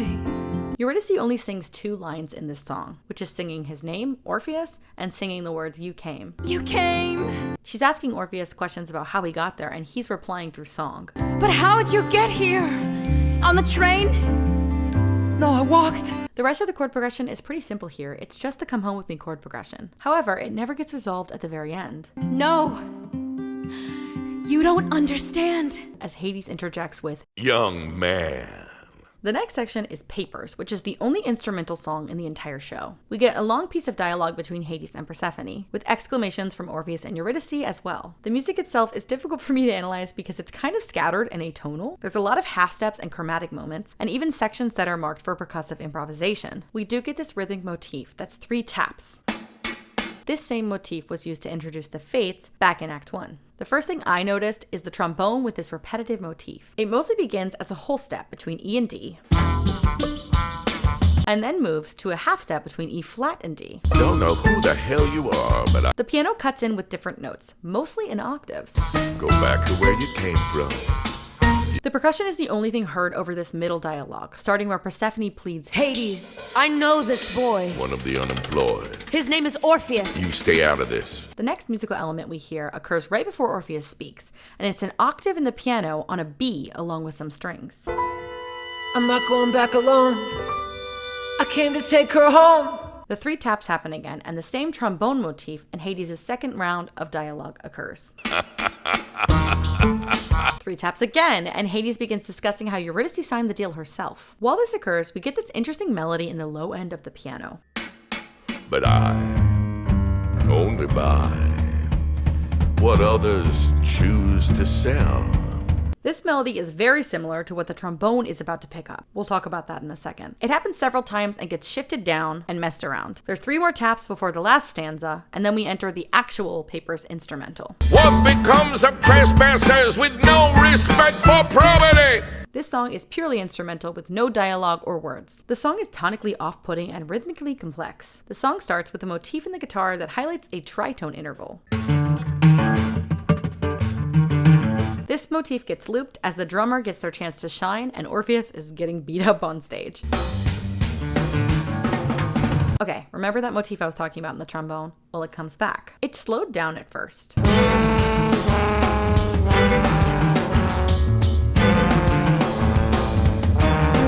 But that's the exact same melody Hades is later going to sing in his Kiss the Riot on Dangerous This Jack of Hearts. That melody gets sped up and thrown in the violin.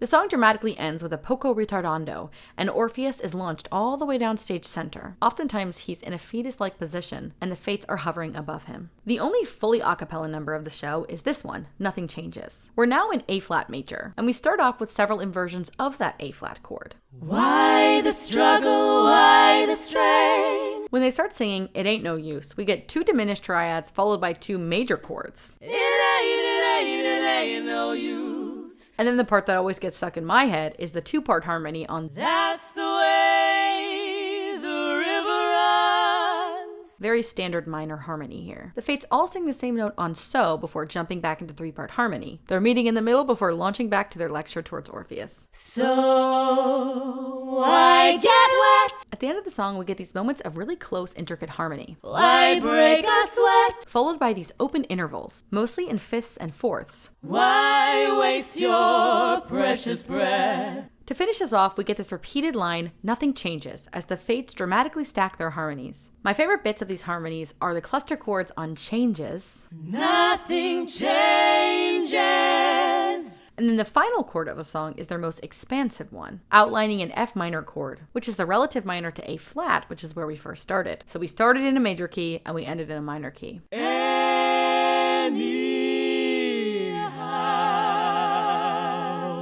Then comes my favorite number of the entire show, and possibly my favorite musical theater song ever written, if it's true. We add one more flat to our key signature, and now we're in a D flat major, or really B flat minor mode. The intro consists of an arpeggiated guitar, with these reverbed out piano lines that are hauntingly beautiful.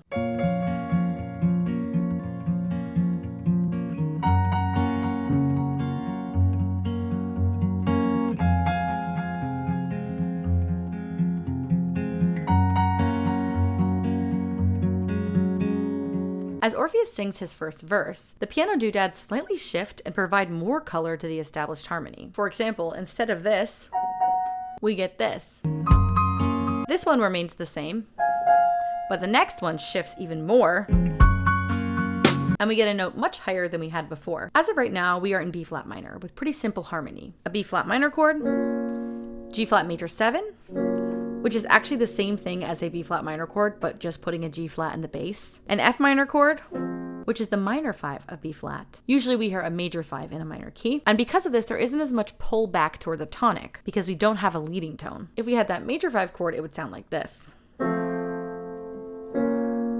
But we don't hear that, we just get F minor, back to B flat. On the first statement of the If It's True chorus, our chord progression shifts. The chords suddenly become a lot more blocked, and the harmony actually becomes simpler. The score is marked as rubato, which means we hear a more humanized pace with no clear beat. The bass line simply descends and reminds me of the motif we heard during Why We Built the Wall. It'll always be like this if it's true what they say.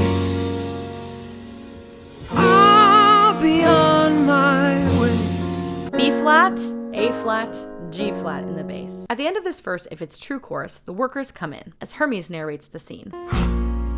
And the boy turned to go, 'cause he thought no one could hear. But everybody knows that walls have ears.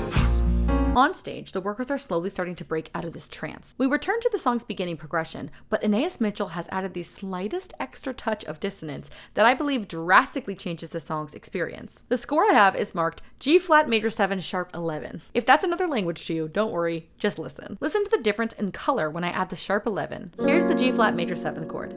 Now listen to the difference in harmony when I add that sharp 11. I'm sure you hear that crunch in the middle. What's the purpose of a man? And they quit their working. Every time we hear that G flat 7 chord now, it's going to contain that note and that extra clash of dissonance, as Orpheus's words build in confidence and power, because the second time he sings this If It's True chorus, he adds, But who are they to say the truth is anyway? Then comes the next verse, which almost feels like a bridge section to me. Orpheus gives this compelling speech to the people, with this very anti-capitalist uprising feel. I feel like this song is the antithesis of Why We Build the Wall, and captures a huge portion of the show's political themes. Aeneas does an incredible job at painting a picture and showing, but not telling. She uses this parallel structure, which begins with the ones, here meaning a tyrant, like Hades, but in our world has clear other implications. She wrote this song many years ago, but as this country continues to devolve, I fear that it has become more and more relevant. My favorite stanza, And the ones who deal the cards are the ones who take the tricks with their hands over their hearts while we play the game they fix. Aeneas finds this picturesque way of envisioning a rigged card game, where the dealer swears they've been honest. I also love the double meaning of taking tricks, because in card games, the person who gets the most tricks often wins, but the use of the word tricks can easily be understood outside of the context of a card game. Orpheus gains the attention of the workers as his words become more desperate but more confident. The workers begin singing more specific background vocals that reflect what Orpheus has just sung, such as, And the ones who speak the word always say it is the last. On the next statement of the If It's True chorus, he has finally accepted that it is on him to lead these people in fighting back. His melody on the next chorus contains higher notes and more specificity. He also directly addresses the workers. So I'm asking if it's true. I'm asking me and you and you and you. On this next verse, Orpheus speaks to the individuals directly. The workers are now singing back words of affirmation such as, We stand and listen.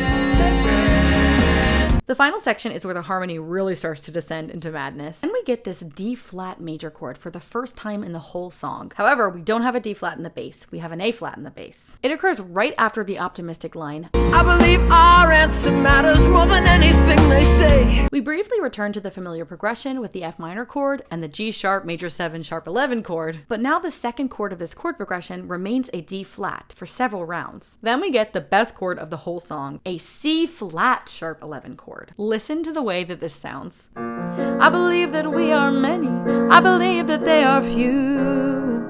There's that major chord. Here we go. What the? How do you come up with that? How do you come up with that? That's kind of like a flat 7 chord, but it's much more dissonant. The chord very distinctly comes during, And it isn't for the few to tell the many what is true. When Orpheus sings about them fighting back, we get the D flat major chord. And when he sings about being angry, we get this new dissonant chord. This is like the peak of Orpheus's anger in this song. His rage fuels his confidence, and he sings his final If It's True chorus. Ask you if it's true what they say. I'll be on my way. At the very end, he looks directly at Eurydice and sings while that really dissonant C flat chord is playing. Tell me what to do. The song ends with an elongated G flat chord, and then a button on a B flat chord. The button of the song has no major or minor context. It gives us a very clear, but also a kind of open ending. I'll end with a quote from Aeneas Mitchell's book. It was important that Orpheus not only struggle against the way the world is, but also struggle toward the way the world could be. Is it true what they say?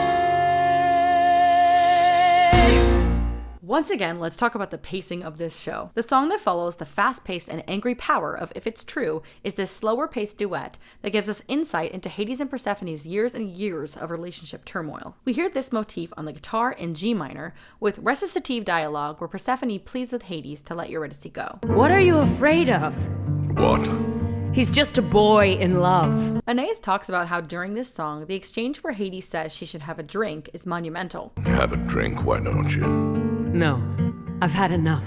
And that's all the audience needs to hear to know that she's sober, awake, and serious about what she's singing. She begins by singing on a B flat major chord. Hades, my husband. On the first statement of the chorus, the chords shift. We get a D minor 7 chord, followed by a D7 chord, meaning we are playing a D major chord with a 7th. All of his sorrow won't fit in his chest. It just burns like a fire in the pit of his chest. Oh, and we're back to some major bird imagery. And his heart is a bird on a spit in his chest. And then perhaps the most interesting moment is that the cadence from Why We Build the Wall comes back. This is also in the same key as Why We Build the Wall. How long, how long, how long? Do you hear that movement? Hades' verse is harmonized the same way as Persephone's. You and your pity don't fit in my bed. Bird imagery is also used to reference Hades for the first time in the show, as he describes himself And I turn like a bird on a spit in my bed. The imagery then shifts outward, not only to talk about their relationship, but the earth, the sun, the sky, and so on. And how does the sun even fit in the sky? It just burns like a fire in the pit of the sky. And the earth is a bird on a spit in the sky. This expansion of the metaphor is kind of appropriate considering we're talking about the relationship between two gods, two immortal beings, just as the earth, the sun, and the sky are immortal. And we hear our last how long, how long, how long, with the cadence mirroring, again, the one from Why We Build a Wall. How long, how long, how long? Then we get a reprise of Chant. Even though it's a reprise, it's drastically different than what we had in Chant. I feel like it's a reprise because basically we get a lot of interwoven melodies and a lot of action. I like to think of this part as the beginning of the end of the show. The entire cast is on stage and active for the next couple songs. Musically, again, we get a lot of those interwoven motifs, and the choreography on stage using the turntables is so cool. Orpheus is often standing parallel to Hades, and Eurydice is standing parallel to Persephone. There are workers in the middle of the turntable that are turning in an opposite direction. It gives off this illusion of organized chaos and a physical manifestation of the tension that starts to build. We're back in C sharp minor, and the first thing that we hear is Orpheus and the workers singing If It's True, highlighting that C sharp minor chord. Is it true? Is it true? The next chord, Orpheus sings the same note, but there's an extra note added in the workers, which is an A sharp. This pulls from the Dorian mode that our other chant was in. It's also a tritone interval from what Orpheus is singing. Is it true? Is it true? The final If It's True highlights a C sharp minor chord again with extra decoration. We have a high C sharp, we have an F sharp, and we even have a low B in the bass. Is it true? Is it true? So in summation, they sing If It's True 3 times, and each time it gets wider and more complex. In the piano, we hear the Doubt Comes In rhythm at the very beginning. A million tons of stone and steel. The violin is tremoloing, and we hear that low motif from Chant return, as does the workers' chorus singing Keep Your Head Low, including Eurydice this time.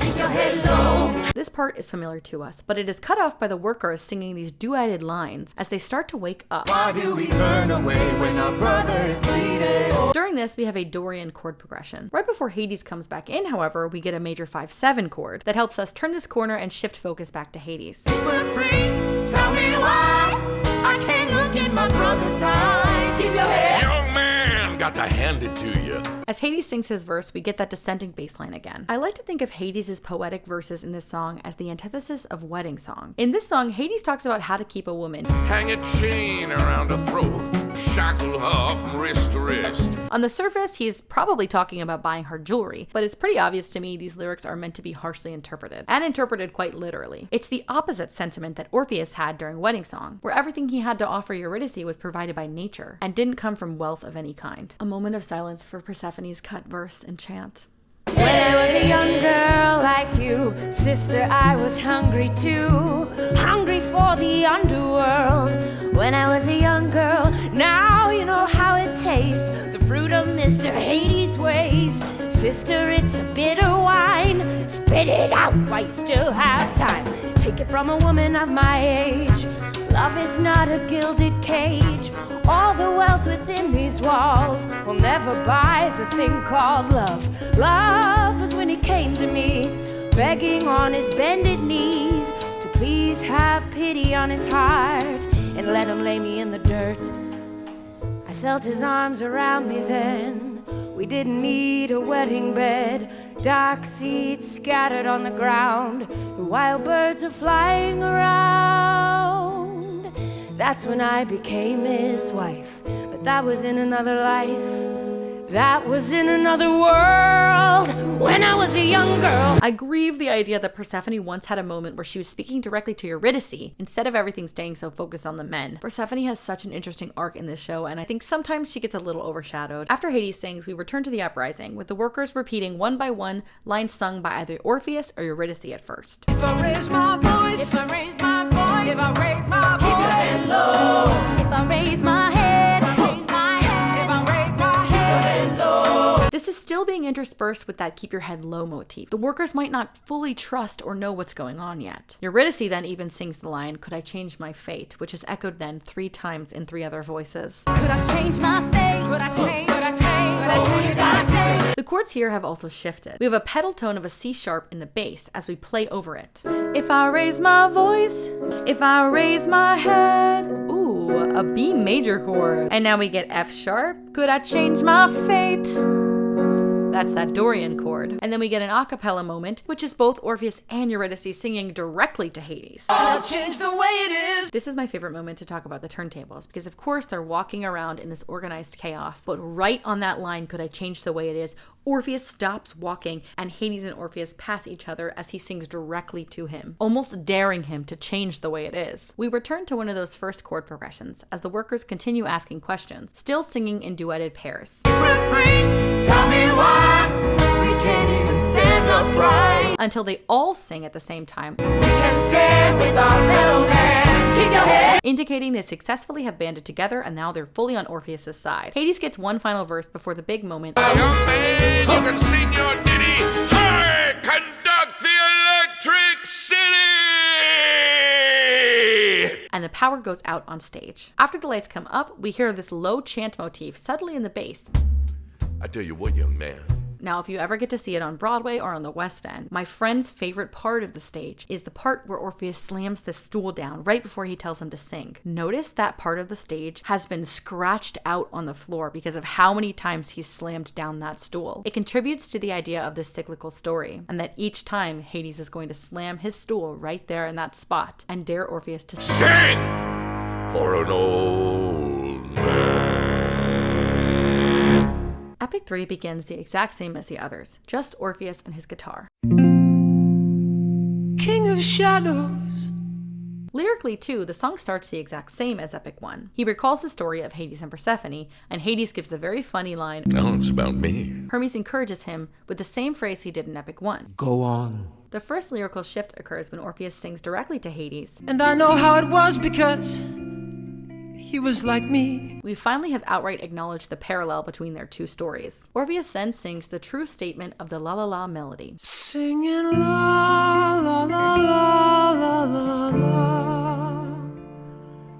La la la la la la la. Now remember I said how the second line was the most important one? Well, it's not until the second line that Hades remembers that's the melody he sang, and he uses the same words Hermes used in Act 1 and says, Where'd you get that melody? as the La La La statement starts, the piano subtly joins the orchestration. La la la la la la.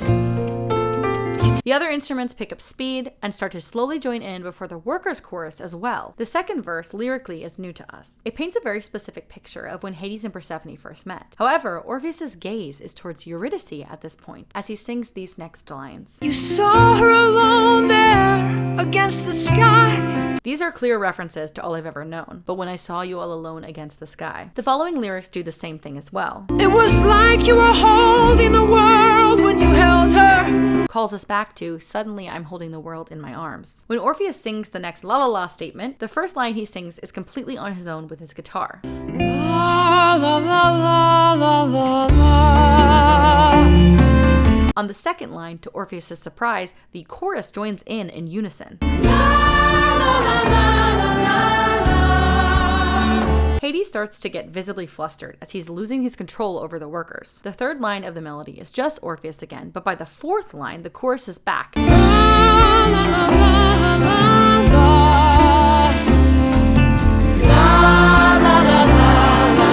And we start to hear some counter melodies coming from both the chorus and the orchestrations. Then comes the a cappella section and the peak of the entire show, in my opinion. On Broadway, this is the moment that Orpheus and Hades are directly facing one another. They're on a small little platform that slowly starts to raise up. Orpheus drops his guitar, puts it on his back, holds his hands up high, and sings this next section.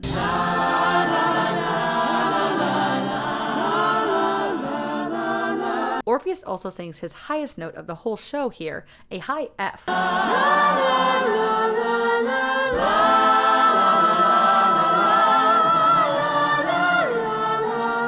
For Orpheus, what he is singing, it's the exact same thing that he sang in Chant, but it's been reharmonized into a major key. It's most evident during this chord. The power of his music is so evident here, and his influence has clearly impacted the workers around him. They're all swirling around Hades as he's very, very flustered, and the music starts to overwhelm him. The chorus sings for a bit, but then drops out, and we return to just Orpheus and his guitar. What has become of the heart of that man? The lyrics here no longer match the original Broadway cast. The stanza now starts with, I know how it was because he was like me. The new lyrics end with, cause the thing he's building his walls around is already lost, instead of, But what he doesn't know is that what he is defending is already gone. Orpheus is again singing directly to Hades in these moments, and we are still only hearing Orpheus and his guitar. He sings his final la la la statement, which is very rubato and emotional. Singing la la la la la la la. Once again, it's on the second line that Hades joins in. La la la la la la la. He sings a slightly different version of that la la la statement, one that we've never heard before. Perhaps Hades himself is still remembering how the song goes. On that final line, Hades now opens his hand and the flower comes out. It's this moment of the show that always makes me cry.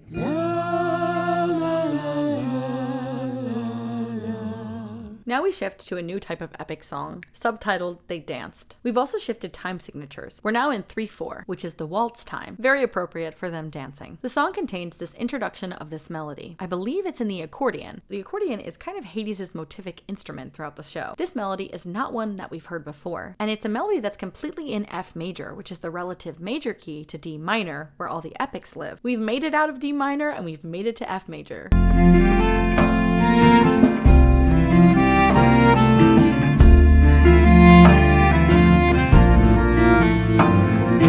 The melody is introduced, and then Orpheus vocalizes the melody as the older couple dances together in a very, very heartwarming section. You're almost forgetting what's about to come. The melody contains elements of that epic melody, including a higher sustained note,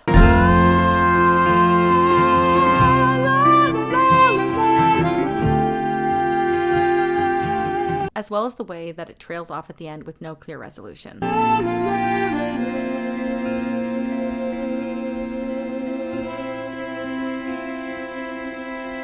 The beginning of Promises consists of some dialogue between Orpheus and Eurydice, with the same guitar motif that began All I've Ever Known.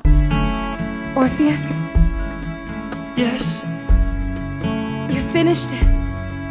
yes. I like to think of Promises as All I've Ever Known's twin sister. You cannot talk about one without talking about the other. And this is the moment that Eurydice really starts to show her hope and optimism that Orpheus has given her. Musically, just like in All I've Ever Known, we don't get the tonic chord for a while. We're in A major, which is the same key as Come Home With Me originally was. At the very beginning of the recitative dialogue, we get this E over G sharp, which is supposed to lead us to A, which is where we are. The first time we get this, it doesn't lead us to A major. She makes us wait for it. Well, just go back the way you came. We get it one more time right before Orpheus comes in. And then it does lead us to A major.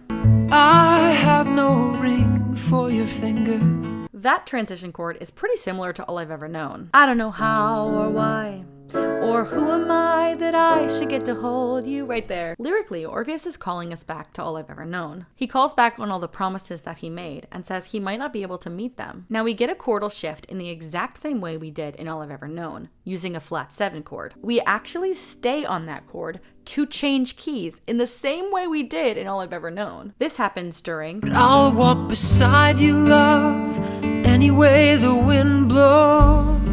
And now we're kind of in D major when Eurydice sings her response. I don't need gold, don't need silver. Eurydice's reply reassures Orpheus that she does not need a ring for her finger, just bread when I'm hungry, fire when I'm cold. Once again, we get a flat 7 chord for Just walk beside me, love, any way the wind blows. Now we're back to A major, but we still don't get that chord yet. We return to that chord progression with a little more dialogue as Eurydice once again demonstrates that she has hope for their situation. If we can do it, so can they. Then we get a completely new chord, a B major chord. I don't know where this road will end. I feel like this is their last collective raised hope. We're suddenly stepping up chordally as they decide we're gonna do what it takes to get us out of here. We get that same cadence for I'll Walk Beside You, Love, and then we get an exchange of wedding vows. I do.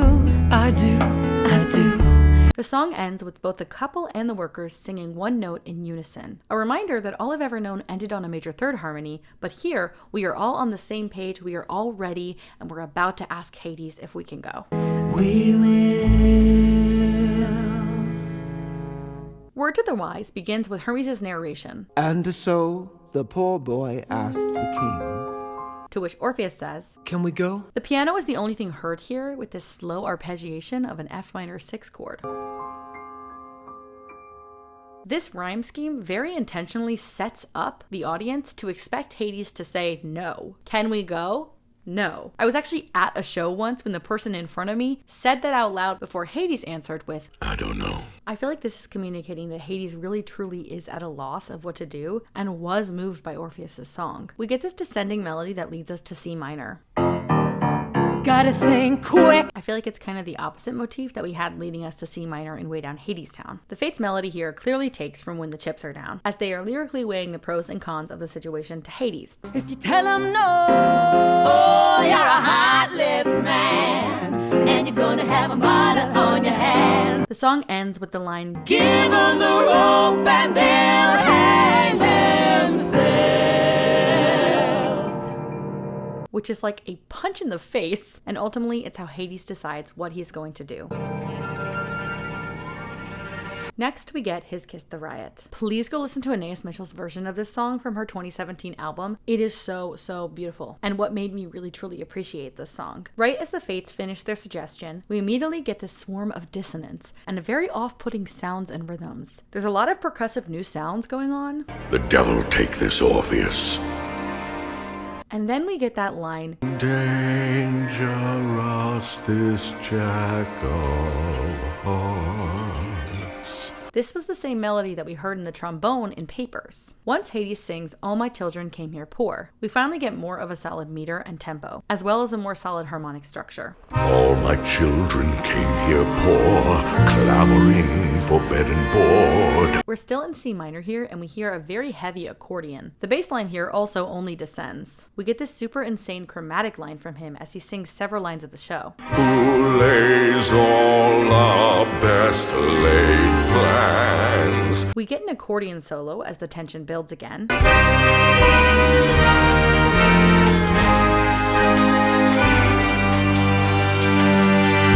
And Hades finally verbalizes his official plan. Orpheus, the undersigned, shall not turn to look behind. More insane chromaticism. Every coward seems courageous in the safety of a crowd. Hades describes doubt in detail before ever using that word, but we already know what he's talking about. Bravery can be contagious when the band is playing loud.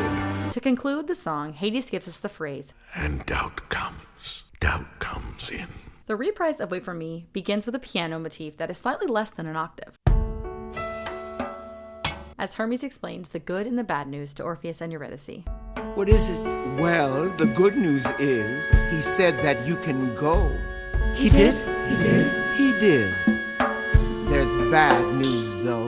This is also great from a dramaturgical standpoint because if you didn't quite catch what Hades was saying, Hermes describes it very clearly to Orpheus and Eurydice for the audience to catch because it's quite important you understand what's going on here. You can walk, but it won't be like you planned. The dissonance builds and builds in the orchestration. We also have the glockenspiel giving us a little bit of sparkle. He said you have to walk in front and she has to walk in back. There's a lot of extensions and augmented chords. There's tritone intervals happening. Why build walls? And the doubt comes in rhythm is very subtle in the bass right now. Make folks walk single file. Right after the couple confirms that they agree with Hermes, We can. the Wait For Me chord progression starts, priming us for the official reprise. Aight, time to go. Mr. Hermes, Yes. it's not a trick. Right before the real song starts, we get that 5/7 chord, just like we did in Act 1 after the dialogue before Wait For Me began. The 5/7 is here, and it leads us to the minor 1. No. It's a test. The song begins with some of my favorite poetry of the whole show. Hermes hints that our worst enemy is actually ourselves. We have the same chord progression here, but we're actually in A minor instead of E minor for the other Wait For Me. However, the base of the chords is not the same, and it provides a little less stability, and is much more foreboding. The bass line is going E, F, G, G sharp, which leads us up to that A, but we don't get the A in the bass yet. The dog you really gotta dread is the one that howls inside your head. It's him whose howling drives men mad and a mind to its undoing. When the two of them sing the Wait For Me melody, it gets reharmonized into a major context. Wait for me, I'm coming. We're playing an F major chord, then a C over E, and then a G. Wait, I'm coming with you. The song really kicks into action when they start singing Show the way the world could be. This idea has come up several times, with Hermes saying he could make you see how the world could be. This motif and tempo drive us forward and is perfect for these heavy steps that we're taking on the turntable. We will follow with you. Show the way. Hades and Persephone have their final exchange, where he lets her go back for the spring. Hades, you let them go. Show the way. I let them try. And how about you and I? Show the way. Are we gonna try again? Show the way. It's time for spring. This indicates that Orpheus' song did get to Hades, and he lets her go, and she delivers the line, Wait for me. I will. Again, the chorus here is harmonized differently, more optimistically with these major chords. Wait for me. I'm coming. Next, we hear the Doubt Comes In motif, and the Fates once again sing, Who are you? Who do you think you are? The lyrics are slightly shifted here to encompass even, Who are you to lead them? We get another a cappella section here, with these interwoven counter melodies. I'm coming. Before a strong chord cues Eurydice to end with this big section, obviously mirroring Orpheus' big section at the end of Wait for Me. Show the way. The chords here change a bit, however, and we get this pedal tone in the bass that remains on A as we play A minor, F, G, and E7. I'm coming, wait for me.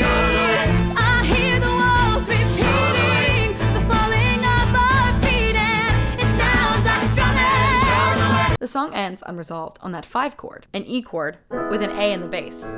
There's no clear button like there was for Wait for Me, but we still get those weird Dorian-like harmonies from the chorus as we shift to Doubt Comes In. I'm coming.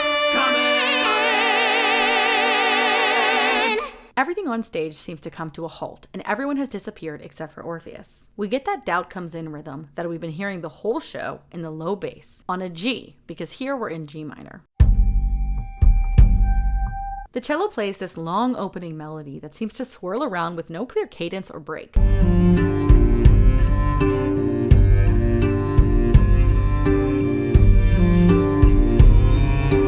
We also hear some of the same orchestral elements we heard during the intro to Word to the Wise. The piano is playing a lot of octaves here. The intro to the song is over a minute long, and the first vocal material we get is Orpheus singing la, la, la, la, la, la, la. When he sings that, all we hear is just that rhythmic motif. The first line of this la la la motif is exactly the same as it has been, but the second line is missing a note. La, la, la, la, la. It's as if Orpheus himself is forgetting the song as he begins to doubt that Eurydice would follow him all the way back through to the underground. We finally get the words to the Doubt Comes In melody that we kept hearing. Doubt comes in. And the Fates sing once again about the wind. The wind is changing. Harmonically here, we get a G minor chord and then a G major chord. Doubt comes in. This kind of reminds me of Wedding Song, how Orpheus was the one to sing the B natural in the G major chord, but then the chord returns to G minor. We get a measure of 5 here as well. Where is she now? It gives us just an extra second, just an extra beat, and throws off any inner meter we had established. Orpheus then comes in with the lyrics that internally reflect all of the lyrics that the Fates had been singing to him. Who am I? Where do I think I'm going? During this as well, the Fates are singing Doubt Comes In the background. After the Fates again sing Where Is She Now, Eurydice then enters, trying to reassure Orpheus that she is still with him. The chords here shift. We get a C add 4, followed by a B flat sus2 chord.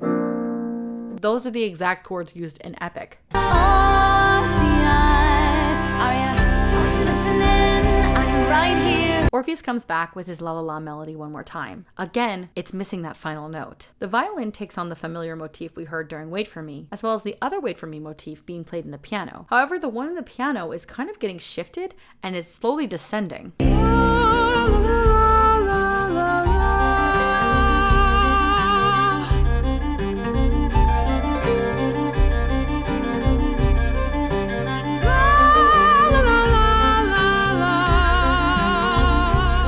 I recently spoke with someone who's conducted the show on Broadway. He kind of described these motifs as being heard when you enter or leave the underworld. Orpheus's lyrics intensify as his doubt does. Who am I to think that he wouldn't deceive me?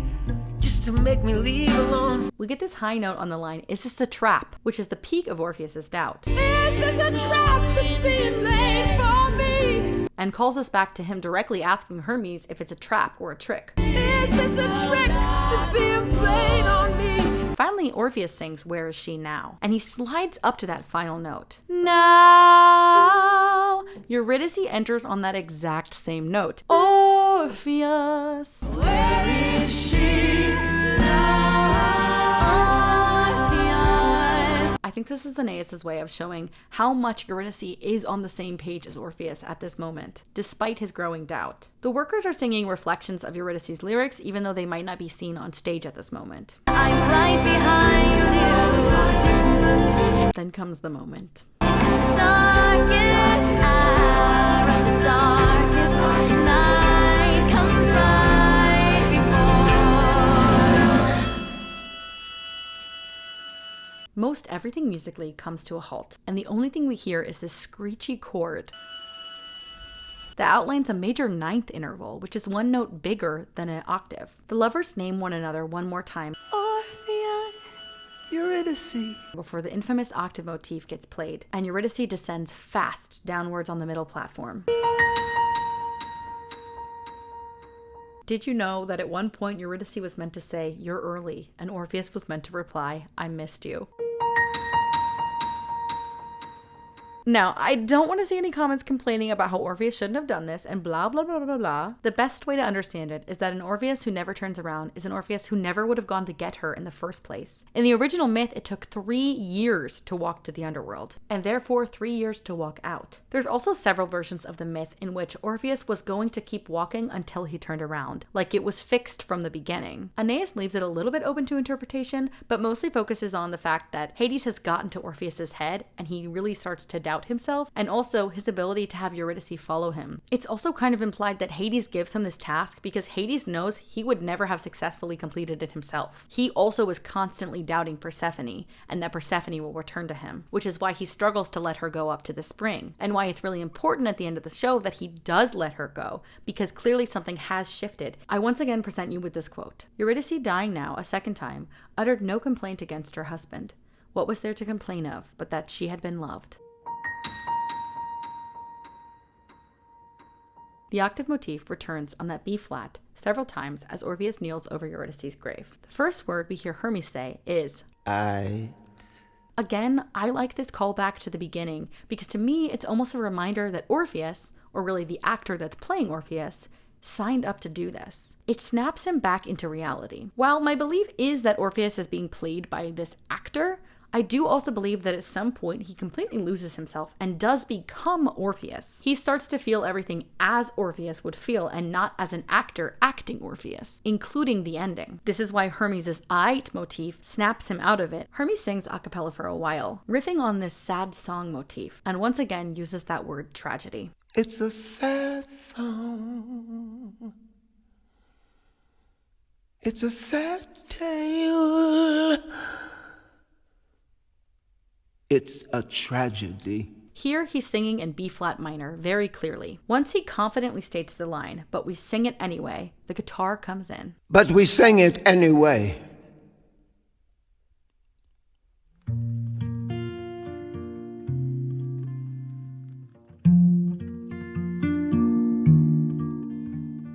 And then we get one of the most central lines in the whole show. 'Cause here's the thing.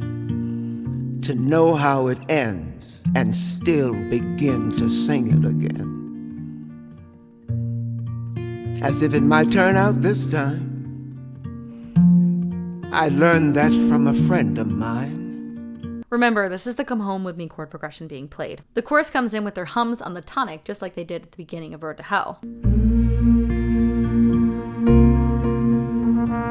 We get the return of Eurydice's Anybody got a match? The soundscape here is much lighter than the original Road to Hell. We hear flickers of the trombone, reminding us of how all of this started. Hermes sings about Persephone with the repetition of that line. And the lady stepping off a train. The song stays very clearly in B flat major, with light harmonies and counter melodies. With a love song. Love song. With a tale of love from long ago.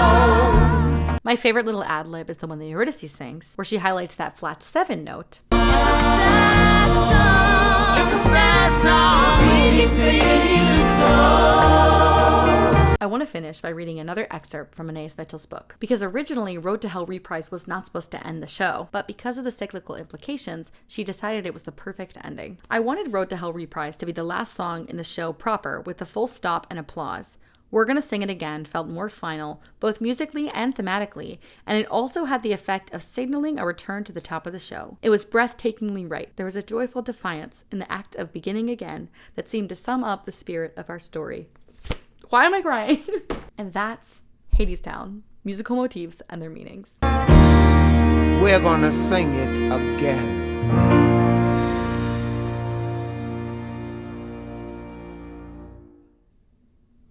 Thank you so much for joining me on this journey. I've done stuff like this my whole life and I've never thought to share it online, and so I've really appreciated the love and community that I found here. I would love to do this with other shows and to continue talking about Hadestown and other musicals online. I do also want to say I wrote a 30-something page script for this.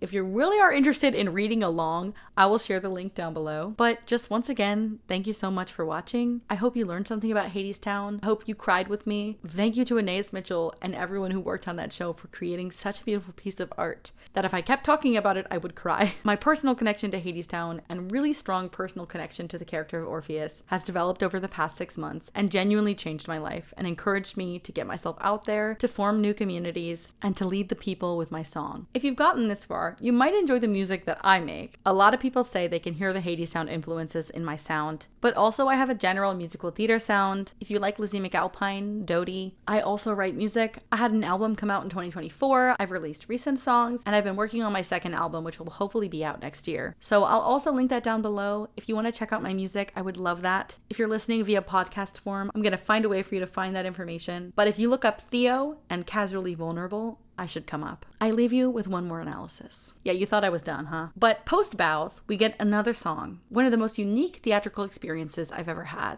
And it perfectly captures the spirit and community of the show. I think I'm gonna cry. The actors have dropped their faces and come to us very earnestly with one last song, sung with their mics off and without Orpheus. Some like to say that Orpheus never sang again after losing Eurydice. Harmonically, this song is very complex. It constantly moves from a major chord to the same minor chord, such as G sharp major to G sharp minor. Our key signature might indicate a C sharp major, but it's difficult to hear until the final cadence of the song. I feel like here we're still highlighting the in-betweens of major and minor. I don't even want to dive into it very much. I just want to leave you with the beautiful poetry. Sing along if you want, and thanks again for watching. Pour the wine and raise a cup. Drink up, brothers, you know how. And spill a drop for Orpheus, wherever he is now. Some birds sing when the sun shines bright. Our praise is not for them, but the ones who sing in the dead of night. We raise our cups to them. Wherever he is wandering, alone upon the earth, let all our singing follow him and bring him comfort. Sunflowers bloom where the green grass grows. Our praise is not for them, but the ones who bloom in the bitter snow. We raise our cups to them. We raise our cups and drink them up. We raise them high and drink them dry. To Orpheus and all of us, good night, brothers. Good night.